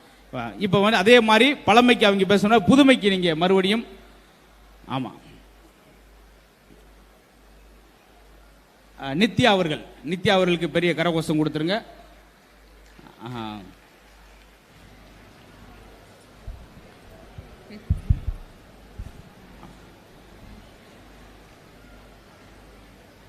நம்மளிடம் இவ்வளவு நேரம் இருந்து நம்ம பேச்சை கேட்டு சுவைத்த நம்மளுடைய சுகாதாரத்துறை அமைச்சர் மரியாதைக்குரிய மா சுப்பிரமணியா அவர்களுக்கு எங்களுடைய குழுவின் சார்பில் நன்றியை சொல்லிக்கிறோம். இப்போ புதுமைதான் என்ற அணிக்கு நித்யா அவர்கள் ஆரம்பிக்கிறாங்க. ஆரம்பிக்குமா? கந்தா கார வடை, முறுக்கு மசால் வடை, ரோட்டில் தான் இட்லி கடை, காசு இல்லைன்னா பட்னி கடைன்ற பொன்னான வரிகளை தொட்டு வணங்கி இன்ஸ்டன்ட் காஃபி போல இன்ஸ்டன்ட் காமெடியை அள்ளி வழங்கி கொண்டிருக்கக்கூடிய நடுவர் அவர்களுக்கும், இட்லியை போல கும்முன்னு இருக்கக்கூடிய எண் அணியினருக்கும், உப்மா போல உம்முன்னு இருக்கக்கூடிய எதிர் அணியினருக்கும், எங்கள் பேச்சை எல்லாம் கேட்டு ஐஸ்கிரீம் போல உருகி கொண்டிருக்கக்கூடிய பேச்சாளர் பார்வையாளர்கள் அத்துணை பேருக்கும் கமகமக்கும் மாலை வணக்கம். நம்ம உணவு திருவிழாவுக்கு பயங்கரமா தயார் பண்ணிட்டு வந்திருக்கேம்மா. அது இந்த அணி வந்து கும்முன்னு இருக்கான், அவர் நடுவில் ஒரு உம்முன்னு இருக்கார் சுப்பையா அவர்கள்.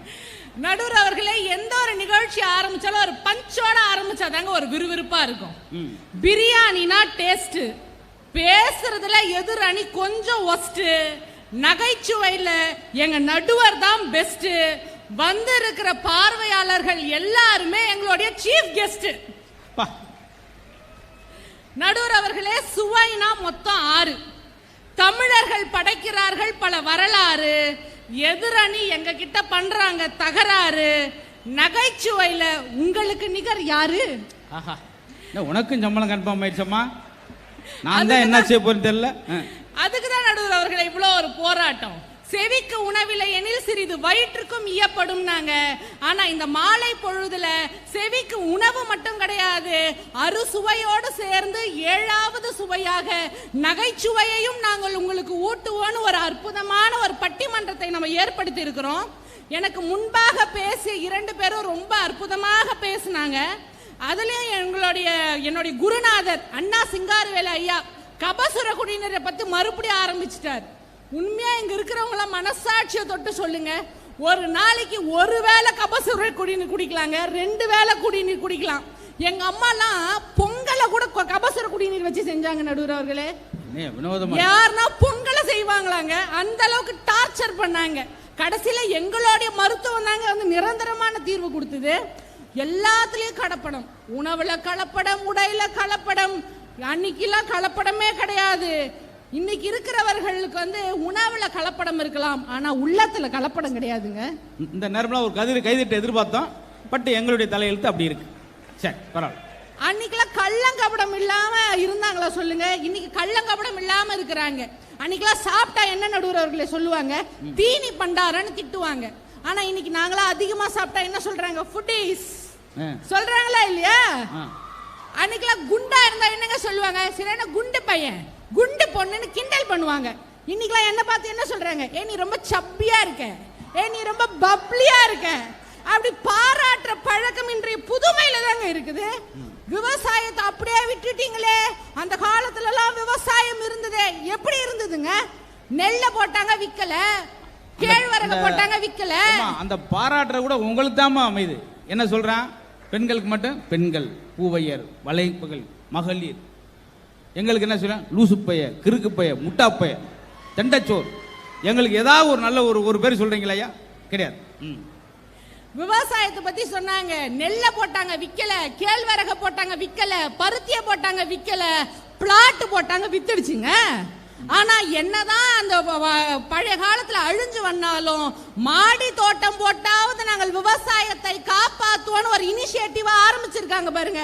அது இன்றைய புதுமையால தான் நடுவர் அவர்களே முடியும். Very good. இந்த மாதிரி ஜல்லிக்கட்டு போராட்டத்தை பத்தி சந்தியா அவர்கள் ரொம்ப அருமையா சொன்னாங்க. நம்மளுடைய உரிமையை கூட நம்ம போராடி வாங்க வேண்டியதா இருக்கேன்னு. அன்னைக்கெல்லாம் நம்மளுடைய உரிமைன்னு தெரிஞ்சு கூட ஊமையா இருந்தீங்களே. ஆனா இன்னைக்கு உரிமைன்னு தெரிஞ்சு அவனுக்கும் மாட்டுக்கும் சம்பந்தம் கிடையாது. இருந்தாலும் நம்ம மாட்டுக்கு ஒரு பிரச்சனைனாலும் என் நாட்டுக்கு ஒரு பிரச்சனைனாலும் நான் முன்ன வருவேன் வந்து நிக்கிறான் பாருங்க. அதுதாங்க இன்னைக்கு இருக்கக்கூடிய புதுமை.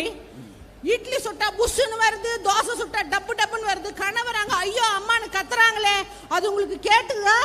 ஆனா நாங்க சொல்லும் போது பாருங்க, அப்படியே நாங்க ஊமை குத்துறோன்றத ரகசியமா சொல்றது ஒரு பெருமையாமா.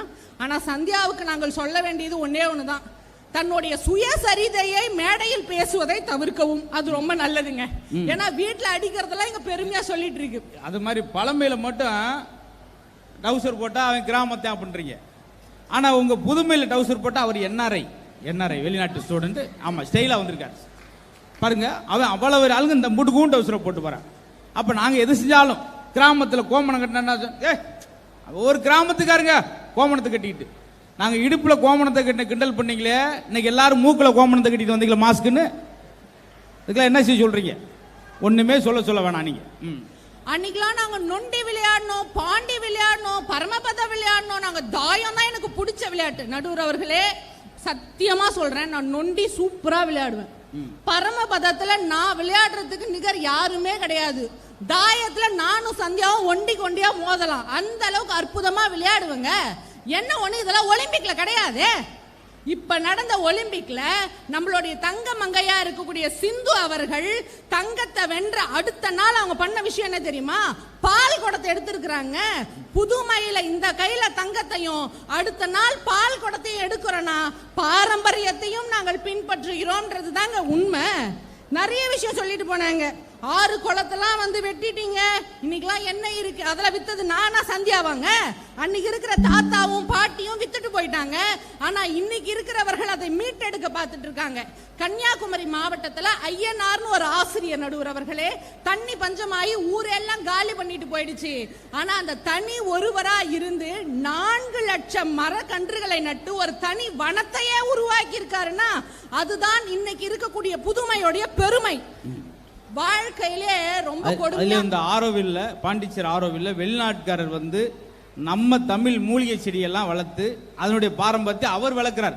வெளிநாட்டுக்கார் வந்து தம்முடைய தமிழ் மரபுப்படி நம்மகிட்ட இருக்க ஆயுர்வேத மருத்துவம்லாம் எதுல இருக்குன்னு சொல்லி அவர் விளக்குற அளவுக்கு நம்ம மறந்து போயிட்டோம். அதெல்லாம் எங்க புதுமையில கிடைக்குதுங்க.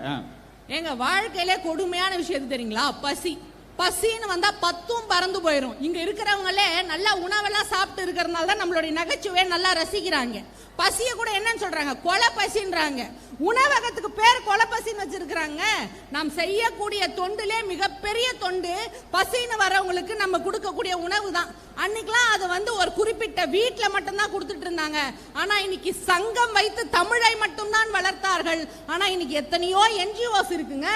ஏதாவது ஒரு உணவு மீந்துடுச்சுன்னா கூட அதை கலெக்ட் பண்ணி இல்லாதவர்களுக்கு வழங்குறாங்க. கொரோனா நேரம் யார் சம்பாதிச்சாங்க? ஆனால் இன்றைய இளைஞர்கள்லாம் தான் யாருக்கு என்ன தேவைன்னு தேடி தேடி போய் கொடுத்தாங்கன்னா அதுதான் இன்றைய புதுமையினுடைய பெருமை. நடுவர் அவர்களே, ஒன்னும் இல்லைங்க, சில விஷயங்கள் தாங்க. அன்னைக்கு இருக்கிற காலமே வந்து அற்புதமான காலம். இன்னைக்கு எதுவுமே சரியில்லை அப்படின்னாங்க. அன்னைக்கு பாரதியார் சொன்னாரு, பாதகம் செய்பவரை கண்டால் நாம் பயம் கொள்ளலாகாது பாப்பா, மோதி மிதித்து விடு பாப்பா, அவர் முகத்தில் உமிழ்ந்து விடு பாப்பான்னு சொன்னாரு. அன்னைக்கே பாரதியார் சொல்லி இருக்காருன்னா என்ன அர்த்தம்?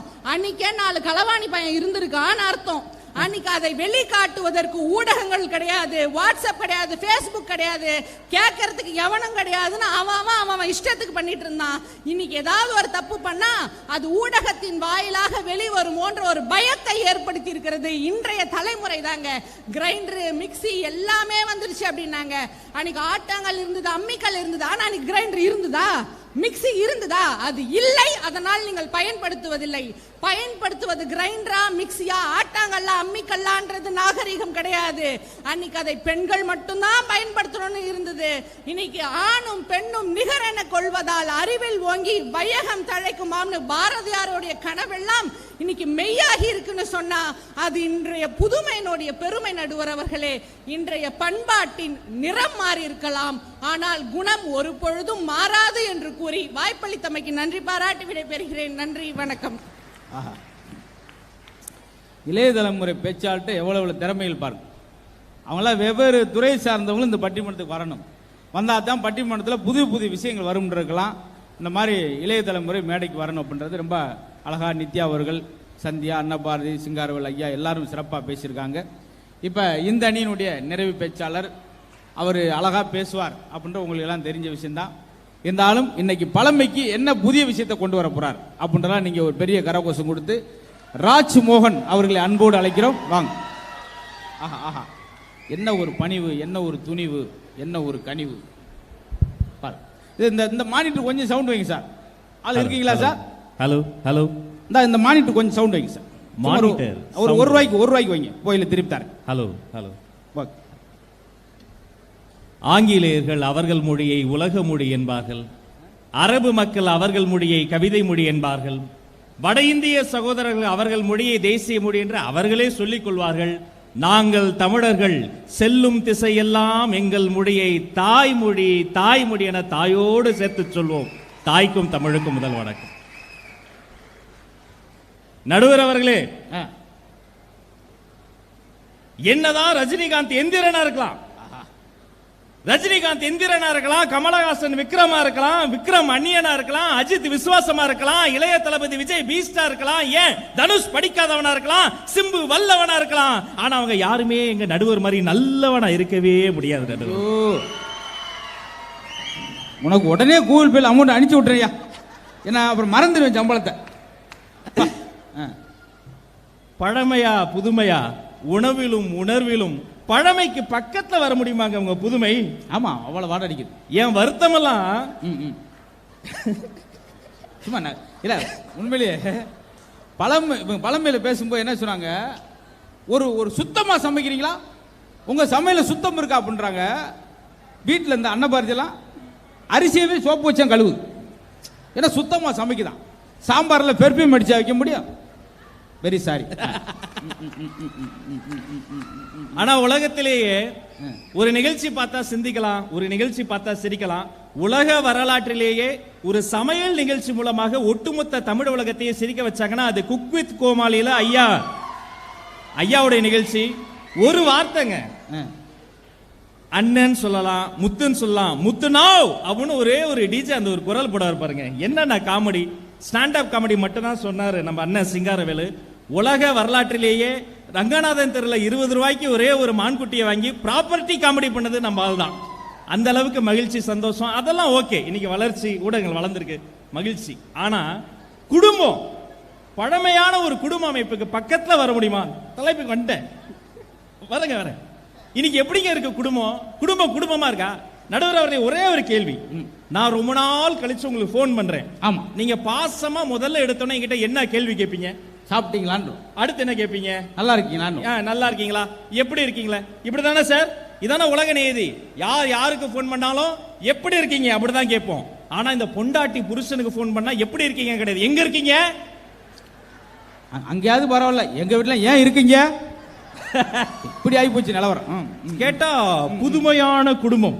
அந்த காலத்துல பழமையான குடும்பத்துல வீட்டுல தாத்தா பாட்டி மாமா அத்தை எல்லாரும் சேர்ந்து கூட்டு குடும்பமா வாழ்வோம். இன்னைக்கு வீட்டின் பெயர் அன்னை இல்லம், அன்னை இருப்பதோ முதியோர் இல்லம். குட்டி பையன் வீட்டுக்கு வரான், பேசுறதுக்கு ஆள் துணை யாரும் கிடையாது. அப்பா ஆபீஸ்ல பிஸி, அம்மா சீரியல்ல பிஸி, அக்கா அண்ணன் தம்பி எல்லாரும் யூடியூப் ஃபேஸ்புக் எல்லாத்துலயும் பிஸி. குழந்தை டிவியை போடுது, டிவில கார்ட்டூன் நெட்வொர்க்ல சிங்கம் பேசுது, புலி பேசுது, யானை பேசுது, என்னைக்கோ செத்த போன டைனோசரஸ் பேசுது. நாதாண்டா கரடி, வருத்தப்படாத கரடிகள் சங்கம்னு கரடி எல்லாம் பேசுது. ஓஹோ, என்னடா அவங்க, அடடடா.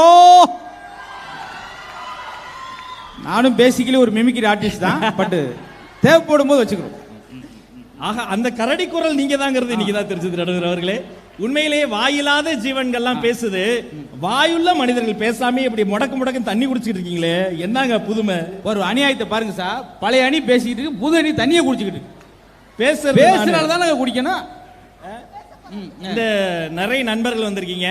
விஜய் தொலைக்காட்சியில மிஸ்டர் அண்ட் மிஸ்ஸஸ் சின்னத்திரை நிகழ்ச்சி பார்த்திருப்பீங்க. நன்றி, போய் கலந்துக்கிட்ட ரொம்ப சந்தோஷமா. அதுல போயிட்டு உடனே மைக்க நீங்க உங்க வீட்டுக்கார மாட்ட கொடுத்துருங்கட்டாங்க. எனக்கு திக்குன்ச்சு மேடம், ஏன்னா என் ஒய்ஃப் எப்ப என்ன சொல்லுவான்னு தெரியாது, நம்பி கொடுத்தேன். அதுல கேட்டாங்க, சொல்லுங்க உங்க புருஷன் ராஜ்மோகனை பத்தி சொல்லுங்கன்னு நம்ம மாக்காப்பா கேட்டாப்ல. நான் நினைச்சேன், என் வீட்டுல யூடியூப்காக ஒரு 3000 புக்ஸ் இருக்கு, அதை பத்தி சொல்லுவாளோ, இல்ல என் வீட்டுல வந்து இந்த புத்தக கண்காட்சி எல்லாம் வாங்கின மாநில அளவுல பரிசு இருக்கு மேடம், அதை பத்தி சொல்லுவாளோ. வெயிட் பண்றேன். மைக் எடுத்து என் பொண்டாட்டி சொல்றா, 6 கோடி பேர் பாக்குற விஜய் டிவில சொல்றா, இத இருக்காரு ராஜ்மோகன், அவரு காலையில குளிக்கும் போது வசீகர பாட்டு கேட்டே தான் குளிப்பான்னு. பெரிய உலக சிந்தனை. அடுத்து ஒரு கேள்வி, புது அறிவு கேள்வி கேட்டாங்க. இவ தப்பா பதில் சொன்னா எனக்கு தண்டனையா? பாத்தீங்களா புதுமைய? அவட்ட கேட்டாங்க, மகாபலிபுரம் உள்ளே நுழைகிற போது நுழைவு கட்டணம் எவ்வளவு? தெரிஞ்சா தெரியுதுன்னு சொல்லலாம், இல்லன்னா இல்லன்னு சொல்லலாம். நான் வெயிட் பண்ணிக்கிட்டே இருக்கேன். அவ சொல்றா, மகாபலிபுரம் உள்ளே நுழைகிற போது என் புருஷ காசே கொடுக்காம மீடியான்னு போய் சொல்லிட்டு அப்படியே போயிடுவாருட்டா. எங்க இருக்கு இன்பம்?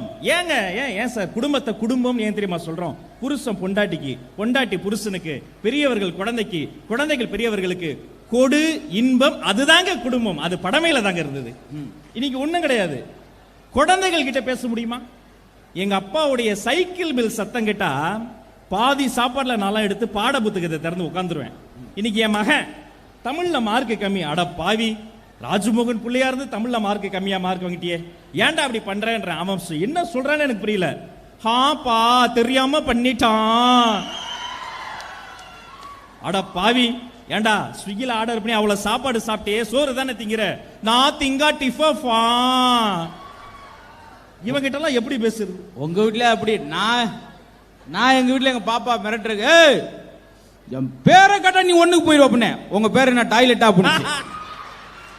அப்ப யாரும் இன்னைக்கு உள்ள பசங்கிட்ட ஒண்ணு சொல்லணும். அன்னைக்கு எங்க வீட்டுல உள்ள ஒரு கத்தி இருந்துச்சு சார், இதை எடுத்து அதுல காட்டினேன். இது அம்மா பட்டா கத்தி, படலைனா பட்டா கத்தி, ரெண்டா ஒடிச்சு போட்டேன். அவன் விளாண்டுக்கிட்டே இருக்கேன். எப்பா நாய் வாழை பிடிக்காத, நாய் வாழை பிடிக்காத, கடிக்கும். வாள் எப்படி கடிக்கும்? சாரி, ரெண்டோட கௌரவமான தப்பிச்சிருக்கலாம். மூணாவது நான் ரொம்ப கைதிட்டு வாங்கிட்டு நானே அவமானப்பட்டு அல்லோலப்பட்டு. இல்ல, ஆனா ஐயா பேசும்போது அவர் மேல நமக்கு மரியாதை அதிகமாயிட்டே இப்போ. உண்மையிலேங்க அவர் வீட்டுல 10,000 புத்தகத்தை கலெக்ட் பண்ணி வச்சிருக்காரு. அன்னைக்கு அவர் எழுதுனதை நான் சும்மா காப்பி அடிச்சதா பாயிண்ட் இருக்குமான்னு புக்கை பார்த்து படிக்கிற மாதிரி இருந்தது. அவர் பேரு மட்டும் முத்து கிடையாது, கையெழுத்து முத்து முத்தா எழுதக்கூடிய பெரிய அறிவாளி. நமக்காக கோமாளிவா நம்மள சரி நல்ல ஒரு கைத்தட்டல் தாங்க, அரங்கம் நிறைந்த கைத்தட்டல். இந்த கைத்தட்டல் கடைசி வரைக்கும் இருக்கணும். ஆமா ஐயா, கூல் பேல் அனுப்பிட்டேன். ஐயா, பெரியவங்களுக்கு ஒரு மரியாதை தானே அண்ணனுக்கு. அந்த காலத்துல பெரியவங்களை பார்த்தா, தாத்தாவை பார்த்தா, பாட்டியை பார்த்தா கையெடுத்து கும்பிடுவோம் மேடம். அன்னைக்கு ஒரு பேரை வரான், தாத்தா வாத்தியார வர ரேன்ஸ் உள்ள போ.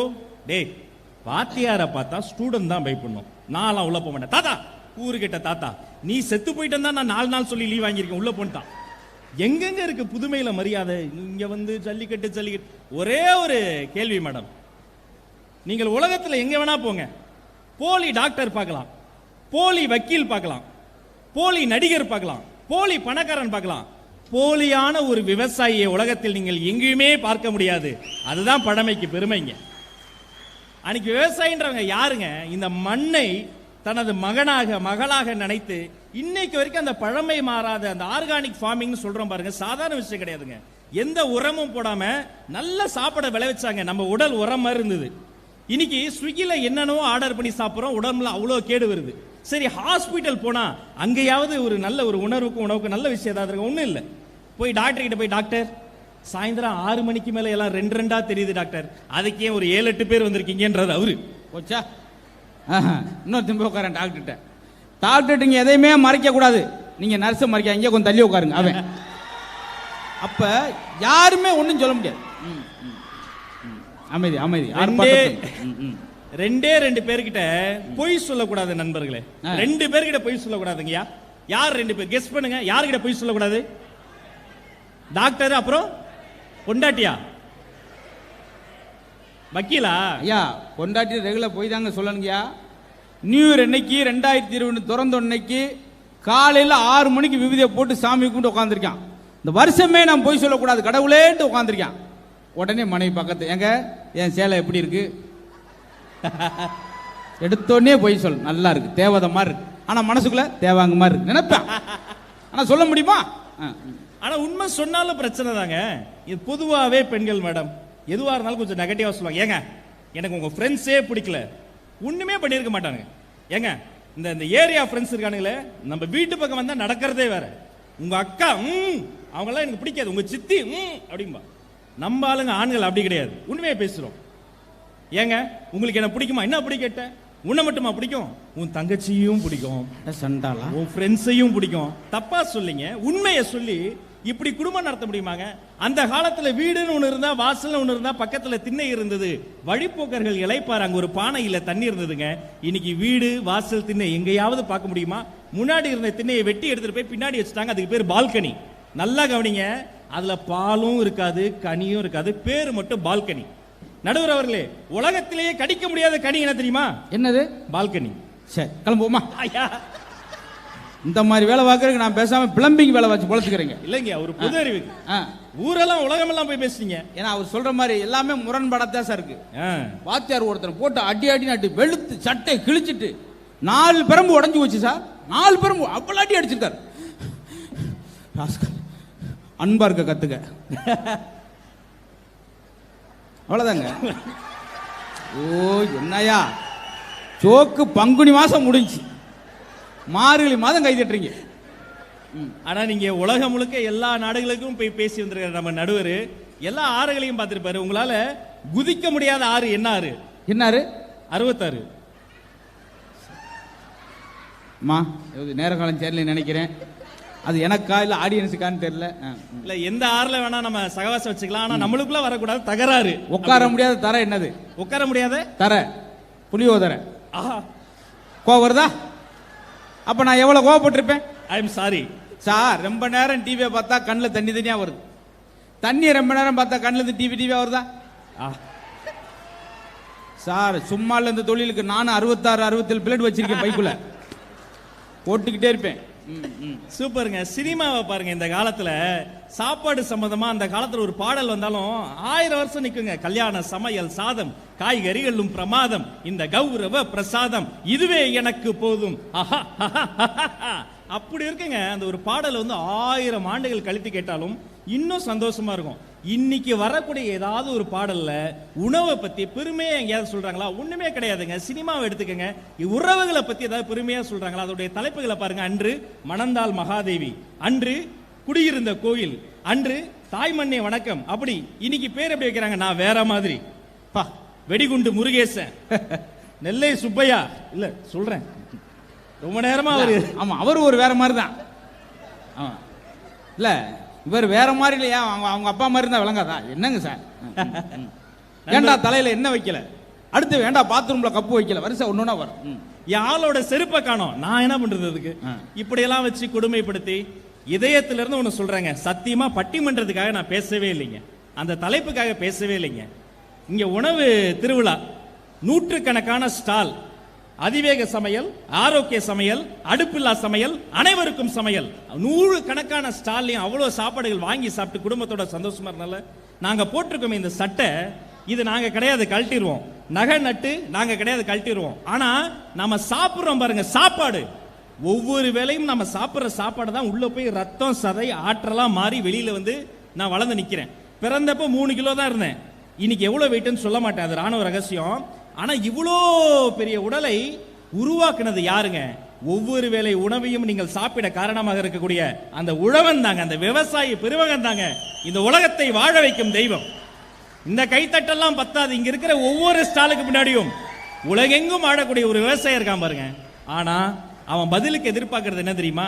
உங்களுடைய நீங்க மேடம் சொன்னீங்களே கிரைண்டர், என்னன்னோ சொன்னீங்களே ஃப்ரிட்ஜ், வேற என்ன மேடம்? Washing machine. இது எந்த மிஷினுமே அவர்கிட்ட இல்லை மேடம். அவர் கையில் இருந்தது கரம், அவர் மண்ணுக்கு போடவில்லை உரம், அவரால் வளர்ந்தது மரம். ஒவ்வொரு விவசாயியும் அந்த பழைய பண்பாடும் இந்த மண்ணுக்கு கிடைத்திருக்க வரம் வரம் வரம். ஐயா பத்திரிக்கை வைக்கும் போது மஞ்சள் வச்சு கொடுப்போம், பிள்ளை சமைஞ்சிருச்சுன்னா மஞ்சள் நீராட்டு விழா, மஞ்சள்லேயே குளிப்பாட்டுவாங்கய்யா. அந்த கழுத்துல மஞ்சள் கட்டுற அந்த ஒரு சடங்கு இருக்கு பாருங்க, சங்க இலக்கியத்திலிருந்து கொண்டாடுறோம் மஞ்சளுடைய மகிமை. ஆனா இன்னைக்கு மஞ்சள் பையை தூக்கிட்டு வர்றத ஊர் நாட்டாம்பாங்க, அவர் கிடக்கிறாருப்பா அந்த ஆள் ஒரு கிராமத்தால் பாம்பாங்க. ஆனா 2019 கொடிய கொரோனா வந்து உலகம் முழுக்க ஒரு தொற்று நோய் வந்த போது ஒட்டுமொத்த உலகமும் மஞ்சள் தெளிங்க, சானிடைஸ் பண்ணுங்க, சுத்தமா இருங்க, சுகாதாரமா இருங்கன்னு சொல்றாங்க. இன்று இப்படி ஒரு சூழ்நிலை வரும்னு அன்றே இதையெல்லாம் கொடுத்த அந்த பழமையை, அந்த பழைய பண்பாட்டை நீங்கள் நேசிக்க வேண்டும், பூஜிக்க வேண்டும். எனவே உணவிலும் உணர்விலும் உடலிலும் உள்ளத்திலும் இல்லத்திலும் உலகெங்கிலும் இன்றும் என்றும் என்றென்றும் வாழப்போவது பழமையே என்று சொல்லி நல்ல வாய்ப்பை தந்த நடுவருக்கு நன்றி பாராட்டி விடைபெறுகிறேன். நன்றி, வணக்கம். அருமையா சொன்னார் பாத்தீங்களா? விவசாயியை நீ நேசிங்க. அதாவது உன் வலியை, நம்ம மேல வர்ற வலியை, உன் வலியை உணர்ந்தால் நீ மனிதன், நீ உயிரோடு இருக்கிறாய். உன் வலியை உணர்ந்தால் நீ உயிரோடு இருக்கிறாய். பிறர் வலியை நீ உணர்ந்தால் உணர்வோடு இருக்கிறாய். அதனால நீ விவசாயியை, நீ விவசாயியோட வலியும் தெரிஞ்சுக்க. இந்த தலைப்புக்கு ஏற்ற மாதிரி உணவும் உணர்வும் இருக்கணும் சார். பழைய ஆள் அவங்களை மதிங்க, அவங்க யாருக்காக எல்லா காலமும் ஒரு ஆளை முடிஞ்சிடும். விவசாயிக்கு மட்டும் ஊழல் இல்லாத ஒரு துறை இருக்குன்னா அப்படின்னாரு. ரொம்ப அழகு. பழமையில அவ்வளவு பொக்கிஷம் இருக்கு சார். பழமையை போட்டுருங்க. அதாவது கடினமா உழைக்கிறீங்க நீங்கெல்லாம், ஆனா அவங்கெல்லாம் கவனமாக உழைத்தவர்கள். ரெண்டுக்கு வித்தியாசம், கடினமா உழைப்பதும் கவனமா உழைப்பதற்கும். இருந்தாலும் உங்க குழந்தை பேசுறது என்னென்ன நக்கல், என்னென்ன கிண்டல் பண்ணுது. ஸ்கூல்ல போய் சார்ட்ட போய் எல்கேஜி பையன், சார் என்ன ரெஸ்ட் ரூம் வருதா, இனிமேல் இப்படி காமிக்காத, அது நல்லா இல்லை. இனிமேல் உனக்கு ரெஸ்ட் ரூம் வந்துச்சுன்னா விசில் அடிக்க போறேன்னு சொல், நான் புரிஞ்சுக்கிறேன். சரிங்க சார், சரிங்க சார். ஓ சார் விசில் அடிக்க போறேன், அந்த அருக்கு பார்த்து ரொம்ப அடிச்சுட்டு வா, முடிஞ்சு சம்பவம். அன்னைக்கு நைட்டு அவங்க பாட்டி பக்கத்தில் படுத்திருந்தேன். 1:30 மணிக்கு பாட்டி எழுப்பி, பாட்டி விசில் அடிக்க போறேன் அப்படின்னா, எல்லாம் தூங்குறாங்க, இப்ப நீ விசில் அடிச்சா எல்லாம் எந்திரிச்சிருவாங்க, நீ மெதுவா என் காதுல வந்து அடி பாப்புனுச்சு. ஏடா ஒரே குழு குழுன்னு இருக்கு அப்படின்னு பாத்தியா. எதை செஞ்சாலும் ஒரு விதண்டவாதமா பேசுறதாங்க உங்க காலம். குழந்தைகளுக்கு அதான் பல்லும் முளைக்கிறதுக்கு முன்னாடி லொல்லும் முளைச்சிரு, மீசம் முளைக்கிறதுக்கு முன்னாடி அவ்வளவு சுட்டித்தனம். பெரியவங்களுக்கு மரியாதை கொடுக்கறது இல்லை, எதை எடுத்தாலும் கிண்டல் அப்படின்னு சொல்லி ரொம்ப நொந்தளிச்சு. பெரியவங்களுக்கு மரியாதை கொடுங்க, பெரியவங்களுக்கு சின்னவங்க மாதிரி மனைவி கொடுங்க. போல மனைவி கொடுக்குறாங்க மாதிரி எங்க உங்க வீட்டுக்காரர் அங்க கிடக்கு, அதனை உரலா. சார் மம்மி ரிட்டர்ன்ஸ் ஒரு படம் வந்துச்சு, மம்மி ரிட்டர்ன்ஸ் படம் வந்த மாதிரி இந்த ஆரோக்கியம் வேணும்னா பெண்களுக்கு மறுபடியும் அம்மி ரிட்டர்ன்ஸ் வரணும், அம்மி அரைக்கணும். ரைட், நான் அரைச்சிக்கிட்டு நான் மட்டும் தான் அரைச்சிக்கிட்டு இருக்கேன். ஆஹா, அம்மி அரைக்கிறதும் போட்டோ எடுக்கிறாங்க அண்ணன், ரொம்ப சந்தோஷம். இப்போ இந்த பட்டிமன்றத்தை நிறைவு பேச்சாளர் அவர் பேசியவுடன் நான் ஒரு 5 நிமிட முடிவுரை சொல்லுவேன். ஆமாம், வெரி சுப்ரீம் கோர்ட் ஜட்ஜு அப்படின்னு சொல்லக்கூடாது, ஏதோ எனக்கு தெரிஞ்ச சொல்லுவேன், அதையும் கேட்டு போனேன் நல்லா இருக்கும். இப்போ பட்டிமன்றத்தின் நிறைவாக உணவிலும் உணர்விலும் புதுமைதான் எல்லாரும் மக்கள் ஏத்துக்கிறாங்க, நல்லதும் கூட அதான் என்று சொல்லி நெல்லை சுப்பையா அவர்கள் 5 பக்க நோட்டோடு வந்து கொண்டிருக்கிறார். என்ன இவ்வளவு ரெடி ஆயிட்டாரு, ஒரு அதை எடுத்து விசாரி, இதை எடுத்து விசாரி, பெல்ட் தூக்கி. 1000 ஆண்டுகள் ஆகுமாம் கடலிலே ஒரு முத்து உருவாக, ஆனால் 10 மாதத்தில் உருவான ஒரு அதிசய முத்து அண்ணன் மதுரை முத்து. ஐயோ, இந்த உங்க கூகுள் பே அதே நம்பர் தானே, போன் பே தான். என்னை வாழ வைத்துக் கொண்டிருக்கும் தமிழுக்கும் வாழ்த்தி கொண்டிருக்கும் உங்களுக்கும் என் பணிவான வணக்கத்தை முதலில் தெரிவித்துக் கொள்கிறேன். அந்த 3 பேர் உடம்புக்குள்ளேயும் இன்னைக்கு மருத்துவர் சிவராமனுடைய ஆவி உள்ள வந்து பேசியிருக்கு. ஆவியா? ஆமா, இன்ன வரைக்கும் ஆவியல் பேச்சா கேட்டான். அப்படி பேச என்னமோ அவங்க 3 பேர் வீட்லயும் அம்மியை வச்சு தினமும் அரைச்சி மாவாட்டுறதெல்லாம் உரலு உலக்கைய போட்டு ஆட்டி அப்படியே வாழ்ந்துட்டு இருக்காங்களாம். ஏதோ பதார்த்த குணா சிந்தாமணிங்கிற புக்கில் சொன்ன மாதிரி தான் அவங்க அப்படியே பழமையை பின்பற்றாங்க. அவர் தேரையர் வந்து பேசிட்டு போனார், பாட்டு ஏதாவது போட்டிருக்காங்களான்னார் சமையலை பத்தி. ஞாயிறு மதியம் சமையல் உனது விரும்பி நீ சமைத்திடுவாய். என்ன ஒரு புதுமை சார், நாங்க யோசிச்சு பாருங்க. எனக்கு அது கூட பயம் இல்லை சார், அந்த பாட்டு தான் சார் எனக்கு பயமா இருக்கு. ஏன்னா அதனாலதான் நான் நிறுத்திட்டேன். இந்த பாட்டை கேட்கறேன், நான் பால்டைல கூட குடிச்சலாம் போல சார். நடுவர் அவர்களே, இஞ்சி மஞ்சள் கருவேப்பிலை இதெல்லாம் போட்டு தான் எனக்கு அவ கேசரியே செஞ்சு கொடுத்தா தெரியுமா. எங்க வீட்டில் உப்புமா கேட்டேன், கபசர குடிநீர் இருக்கு பாருங்க, அந்த கபசர குடிநீர்ல தான் உப்புமாவே கிண்டி கொடுத்தா. கபசர உப்புமா அப்படின்னு அதுக்கு பேர். உப்புமாவை சாதாரணமா நினைக்காதீங்க, உப்புமாவும் அத்தை பொண்ணு ஒண்ணு. எப்படி எதுவும் கிடைக்கலன்னா உப்புமா பண்ணுவாங்க, எவனும் கிடைக்கலன்னா அத்தை பொண்ணை தலை கட்டிடுவாங்க தெரியுங்களா. என்ன நான் கேட்கிறேன், என் குருநாதர் விசு ஒரு டயலாக் சொல்லுவார், அதே போல கொரோனாவும் கொழுந்தியா ஒண்ணுதான். எப்படி கொரோனா வந்தா எவனும் வீட்டை விட்டு வெளியே போக மாட்டேங்கிறானோ, கொழுந்தியா வந்தாலும் எவனும் வீட்டை விட்டு வெளியே போக மாட்டேங்கிறான். ஆமா, ஓ உங்களுக்கு பிடிச்சோக்கா சொன்னா ஓண்டுவீங்க. வள்ளுவன் என்ன சொன்னான், இவன் என்ன லூசு மாதிரி சொல்லிக்கிட்டு இருக்கான்றாங்க. நடுவர் அவர்களே, இன்னைக்கு அருமையான தலைப்பு. அதனுடைய குருநாதர் விசு சொல்லுவாரு, கோதாவரி அந்த சமையல் கட்டுக்கில இருந்து 2 கோடை வீட்டுல 2 கிளிடி, அந்த மாதிரி இப்ப 2 ஒரு பக்கம் கிழிச்சிருக்காரு நடுவர் அவர்கள். பழமையா புதுமையா அப்படின்னு ஒரு தலைப்பு நீ கொடுத்திருக்காரு சார். இயற்கையை நம்புன காலத்துல எல்லாரும் தொன்மையை நம்புனாங்க, இல்லைன்னு சொல்லல. ஆனா இன்னைக்கு நம்ம இயந்திரத்தில நம்பிட்டு இருக்கோம். யோசிச்சு பாருங்க சார், இன்னைக்கு எவ்வளவு அவசர உலகத்துல நம்ம வாழ்றோம். இந்த எக்மோருக்கும் சென்ட்ரல் ரயில்வே ஸ்டேஷனுக்கும் பேசஞ்சர் நிறைய பேர் ஏறுவான், பார்த்துருக்கீங்களா? அங்க வெளியில சின்ன ஒரு ஃபாஸ்ட் ஃபுட் கடை இருக்கும், அதுல அப்படியே சாப்பாடை வாங்கிட்டு அப்படியே ஓடுவான் சார். அந்த சாப்பாடு பார்சலை பார்த்தீங்கன்னா கொஞ்சோண்டு தான் இருக்கும், கொஞ்சமாக தான் இருக்கும் சாப்பாடு. அதுக்கு எதுக்கு அவன் பார்சல் பண்ணி கொடுக்கானே தெரியல, பேசாம வரிசையில் நிற்க வச்சு ஆளுக்கு 2 வாய் ஊட்டி விட்டுடலாம் சரிங்களா. அந்த மாதிரி ஒரு ஃபாஸ்ட் ஃபுட்டான ஒரு காலத்தில் நம்ம இருந்துட்டு இருக்கோம் நடுவர் அவர்களே. யோசிச்சு பாருங்க, இன்னைக்கு கிச்சன் எப்படி இருக்கு, மாடுலார் கிச்சன். உங்க பழைய சமையல் அறையில கைப்பிடி துணி எங்க இருக்கு, கரண்டி தோசமாவு கரண்டி எங்க இருக்குன்னு தேடிட்டு கிடந்தீங்க. ஆனா இன்னைக்கு மாடுலர் கிச்சன் சொல்லி உங்களை நாங்க மேற்படுத்திருக்கோமா இல்லையா? அண்ணன் ராஜ்மோகன் பேசினார், 10 நிமிடத்தில் பாரம்பரிய சமையல் வைப்பது எப்படி அப்படின்னு ஒரு யூடியூப் வீடியோ, அது 20 நிமிஷமா ஓடிட்டு இருக்கு. ஆமா, அதுக்கு இடையில ஒரு அறிவிப்பு. அந்த காலத்துலனா மண்ணெண்ணெய் அடுப்பு விறகு அடுப்புன்னு கிடந்தீங்க நீங்க ஐயா. ஆமா ஐயா, நடுவரையும் என்ன சொல்ற ஏதோ சொல்ல கேளுங்க. ஆமா, அவர் வந்து பாயிண்ட் மறந்து போயிருக்கா பார்க்குறாரு. நான் வந்து பணத்தை மறந்துடுவானேன்னு பார்த்துக்கிருக்கேன். ஒரு தம்பி வந்து பர்ஸோட விட்டுட்டு போயிட்டாரு, பணத்தையும் மேற்படி ஐட்டங்களையும், இது ரேஷன் கார்டு, இந்த மாதிரி ஆதார் கார்டு எல்லாமே விட்டு போயிட்டாரு. பேர் வந்து ராபின் தம்பி. உடனே ராபினோட தம்பியை கூட்டு வராங்க, பேரே ராபின் தம்பி. அவர் எந்த ஊருக்காரனாத்தான் நீங்கள் அதிர்ச்சி ஆவீங்க, சத்தீஸ்கர், எங்க வட மாநிலம். நான் சொன்னது அவர் தமிழில் புரிஞ்சு எங்கே வந்து வாங்க போறாரு. ஜென்மத்துக்கு அவருக்கு பணம் கிடைக்க போறதில்ல, பரிசும் கிடைக்க போறதில்ல. தரமாக தேக தேக அப்படின்பார். No no no, purse purse. அதனால உங்க பக்கத்தில் இருந்தான்னா சொல்லுங்க, ராபின் தம்பி, பேரே ராபின் தம்பி தான். ஆமா, அதெல்லாம் என்னென்னமோ அட்ரஸ் போட்டுருக்கு சார், குண்டக்க மண்டக்க. ஆமா, கவுஸ் நம்பர், ஆமா சத்தீஸ்கர் அவரெல்லாம் இருக்கு, ஆதார் கார்டு நம்பர் இருக்கு, அவ்வளோதான் சார். எனக்கு தெரிஞ்ச படிப்பை நான் சொல்லிட்டேன், வந்து வாங்கிக்கோங்க. தம்பி ஐயா வந்து வெளியே காவல்துறை அதிகாரி வச்சிருக்காங்க, பர்ஸோட இருக்கா சார்? யார் வரலன்னா நான் வரேன் சார், ஏன்னா நான் 3 பிள்ளைக்காரையும் போல போட்டணும். ஆமாம், நடுவர் அவர்களே, காலங்காலமா நம்ம ஊர்ல என்ன பண்ணாங்க, இட்லியை வச்சு இட்லிக்கு மேல சாம்பாரை ஊத்துவான். இட்லி சாம்பார் அப்படின்னு அதுக்கு பேர் உண்டா இல்லைங்களா சார்? அந்த இட்லி சாம்பாருக்கு நம்ம எவ்வளவு ரூபா கொடுப்போம்? 5 ரூபா கொடுப்போம், இல்லைன்னா 10 ரூபா கொடுப்போம் ஒரு இட்லி, இல்லையா?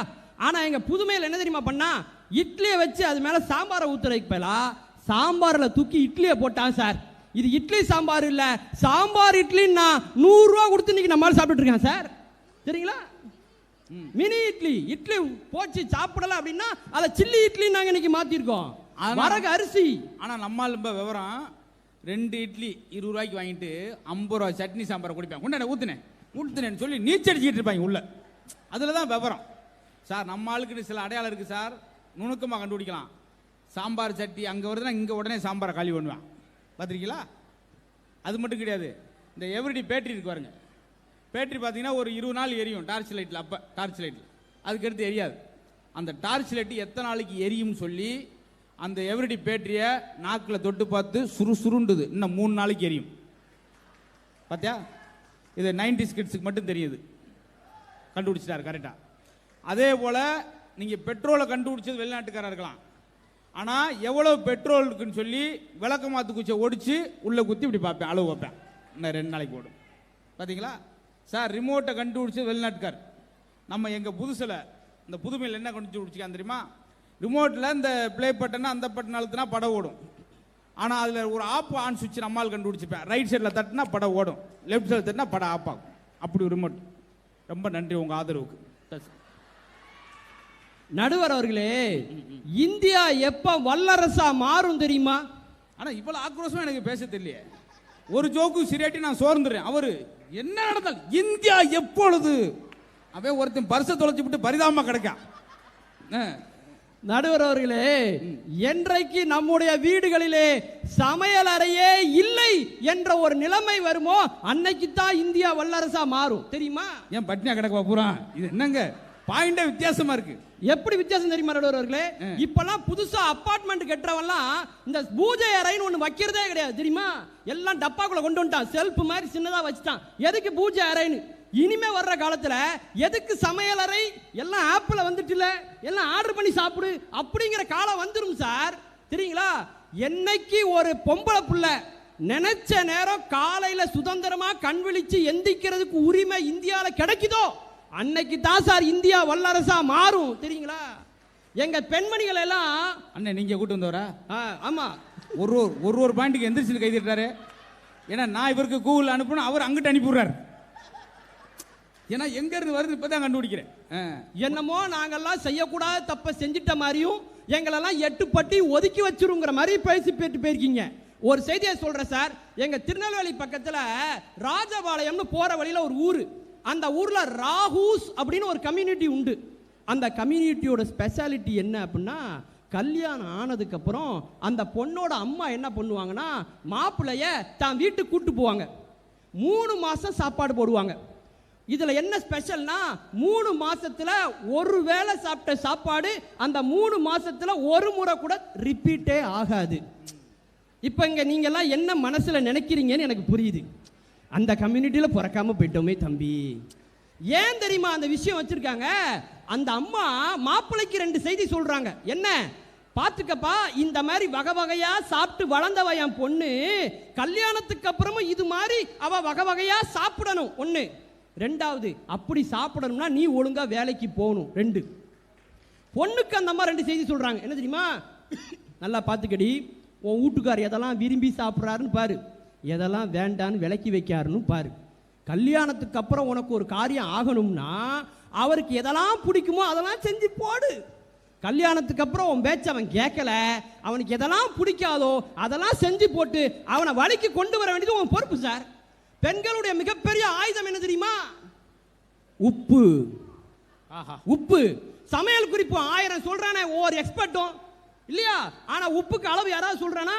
இல்ல, தேவையான அளவுன்ட்டு போயிடுவான்.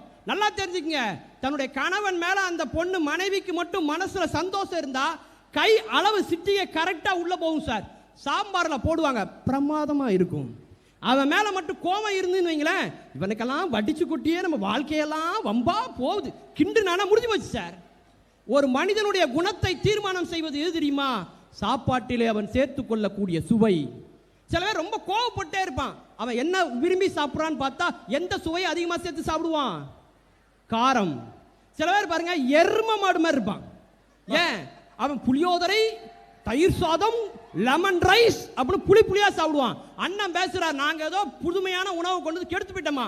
தினம் குழம்பு வச்ச ஒரு அம்மா 3 நாளைக்கு சேர்த்து புளியோதரை வச்சா என்னன்னு ஒரு காலத்துல புதுமையான உணவை படைச்சுதா இல்லையா? அன்னைக்கு புதுமையான உணவு, இன்னைக்கு தொன்மை உணவு. இன்னைக்கு புதுமையான உணவு, இனி வர்ற காலத்துல தொன்மை உணவு. அவ்வளவுதான் சார் வாழ்க்கை.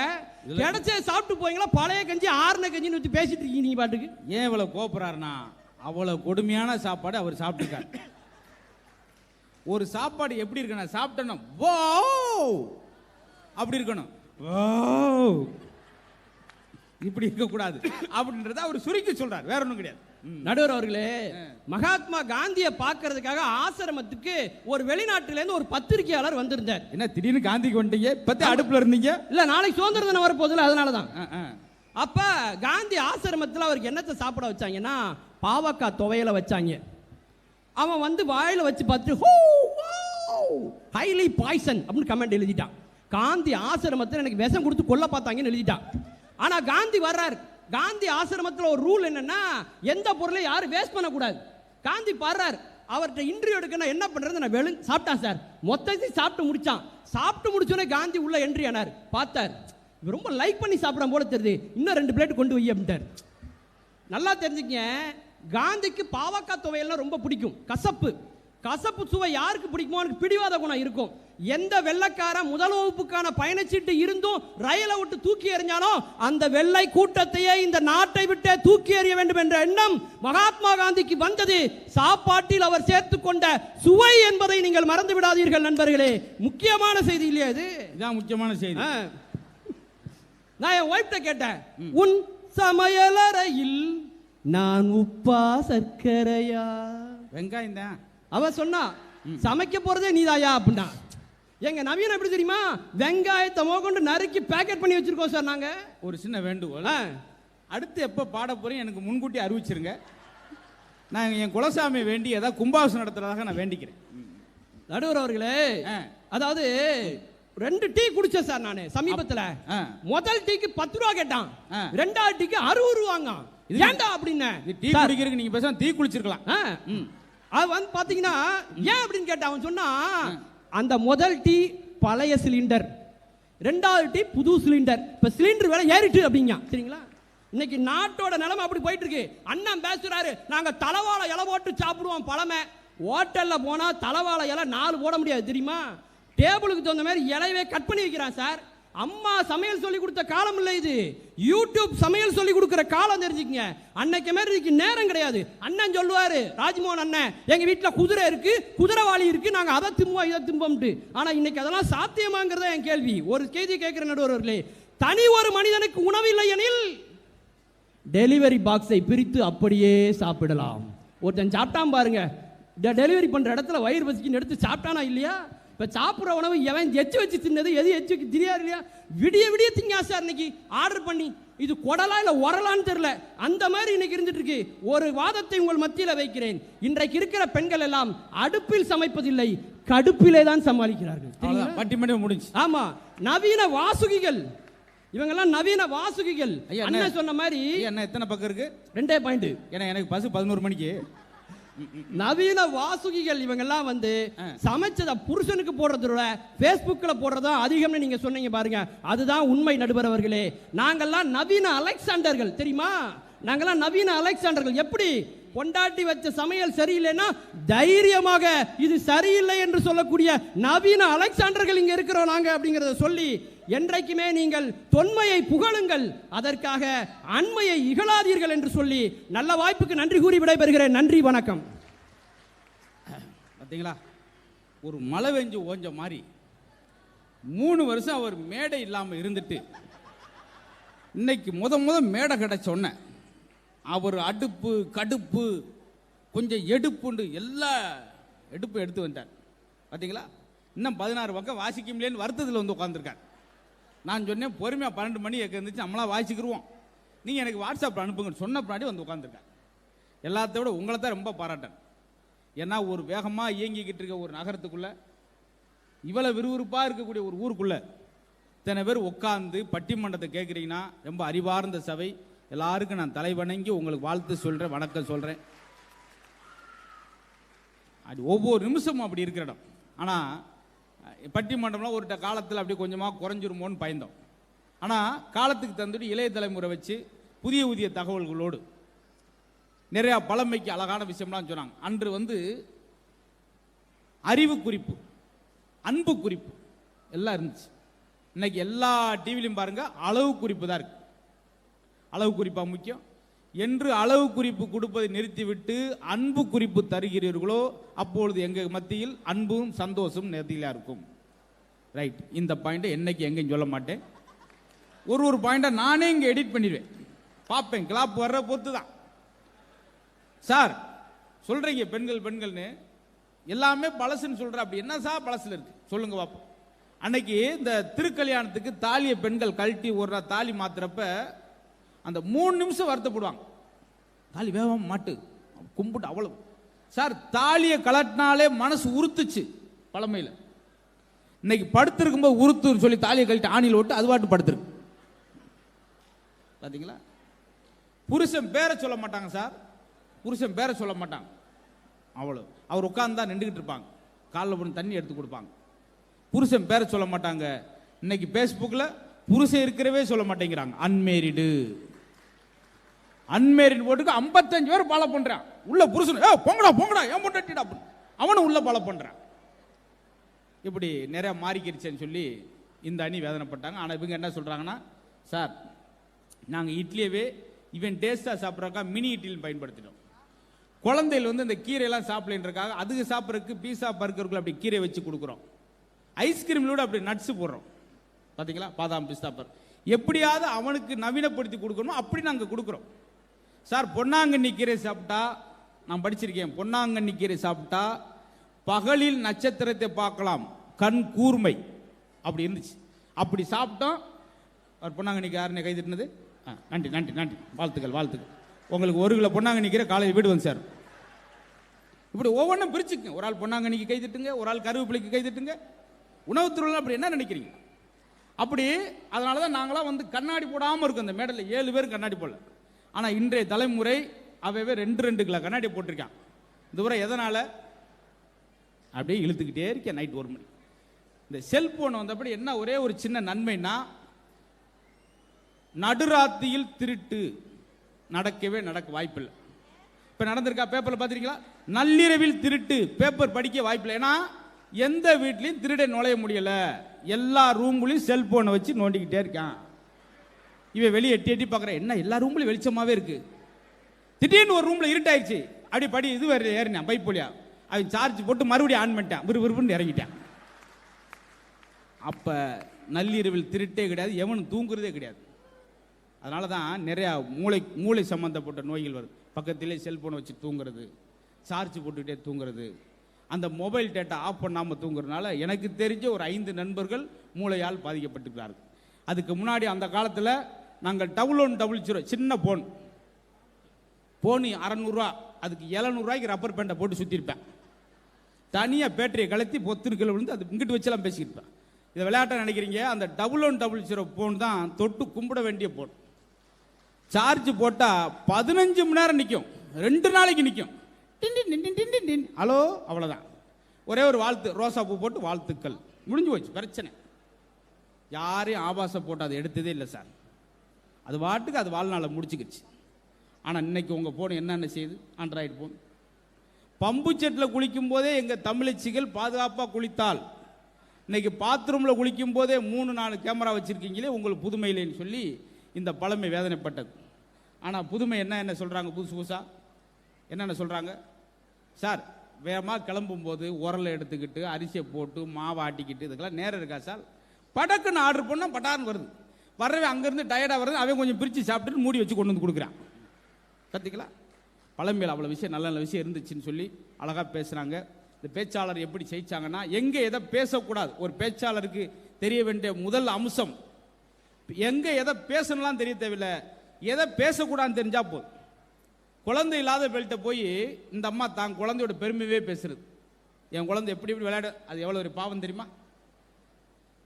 வெறும் சோகத்திலே இருக்க போய் சந்தோஷமான விஷயமா பேசுறது. பணம் ரொம்ப கஷ்டப்பட்டு போய் பணத்தோட பெருமையை பற்றியே பேசுறது. அது மாதிரி மோசமான சம்பவம் என்ன இருக்கு? அதனால தான் இவங்களை ஜெயிச்ச காரணம் இந்த மாதிரி. அதை விட உங்களுடைய ரசனை, உண்மையிலே எங்கள் பட்டிமன்றத்தை ரசிக்கின்றதுக்கு தான் இவ்வளோ கூட்டம் வந்திருக்கீங்களா, இல்லை வெளியே ஒரே வெக்கையா இருக்குன்னு வந்து உட்காந்துருக்கீங்களா? நீங்க கைதட்ட பார்த்தா 2 சொன்னதா உண்மையா இருக்கும் போலயே.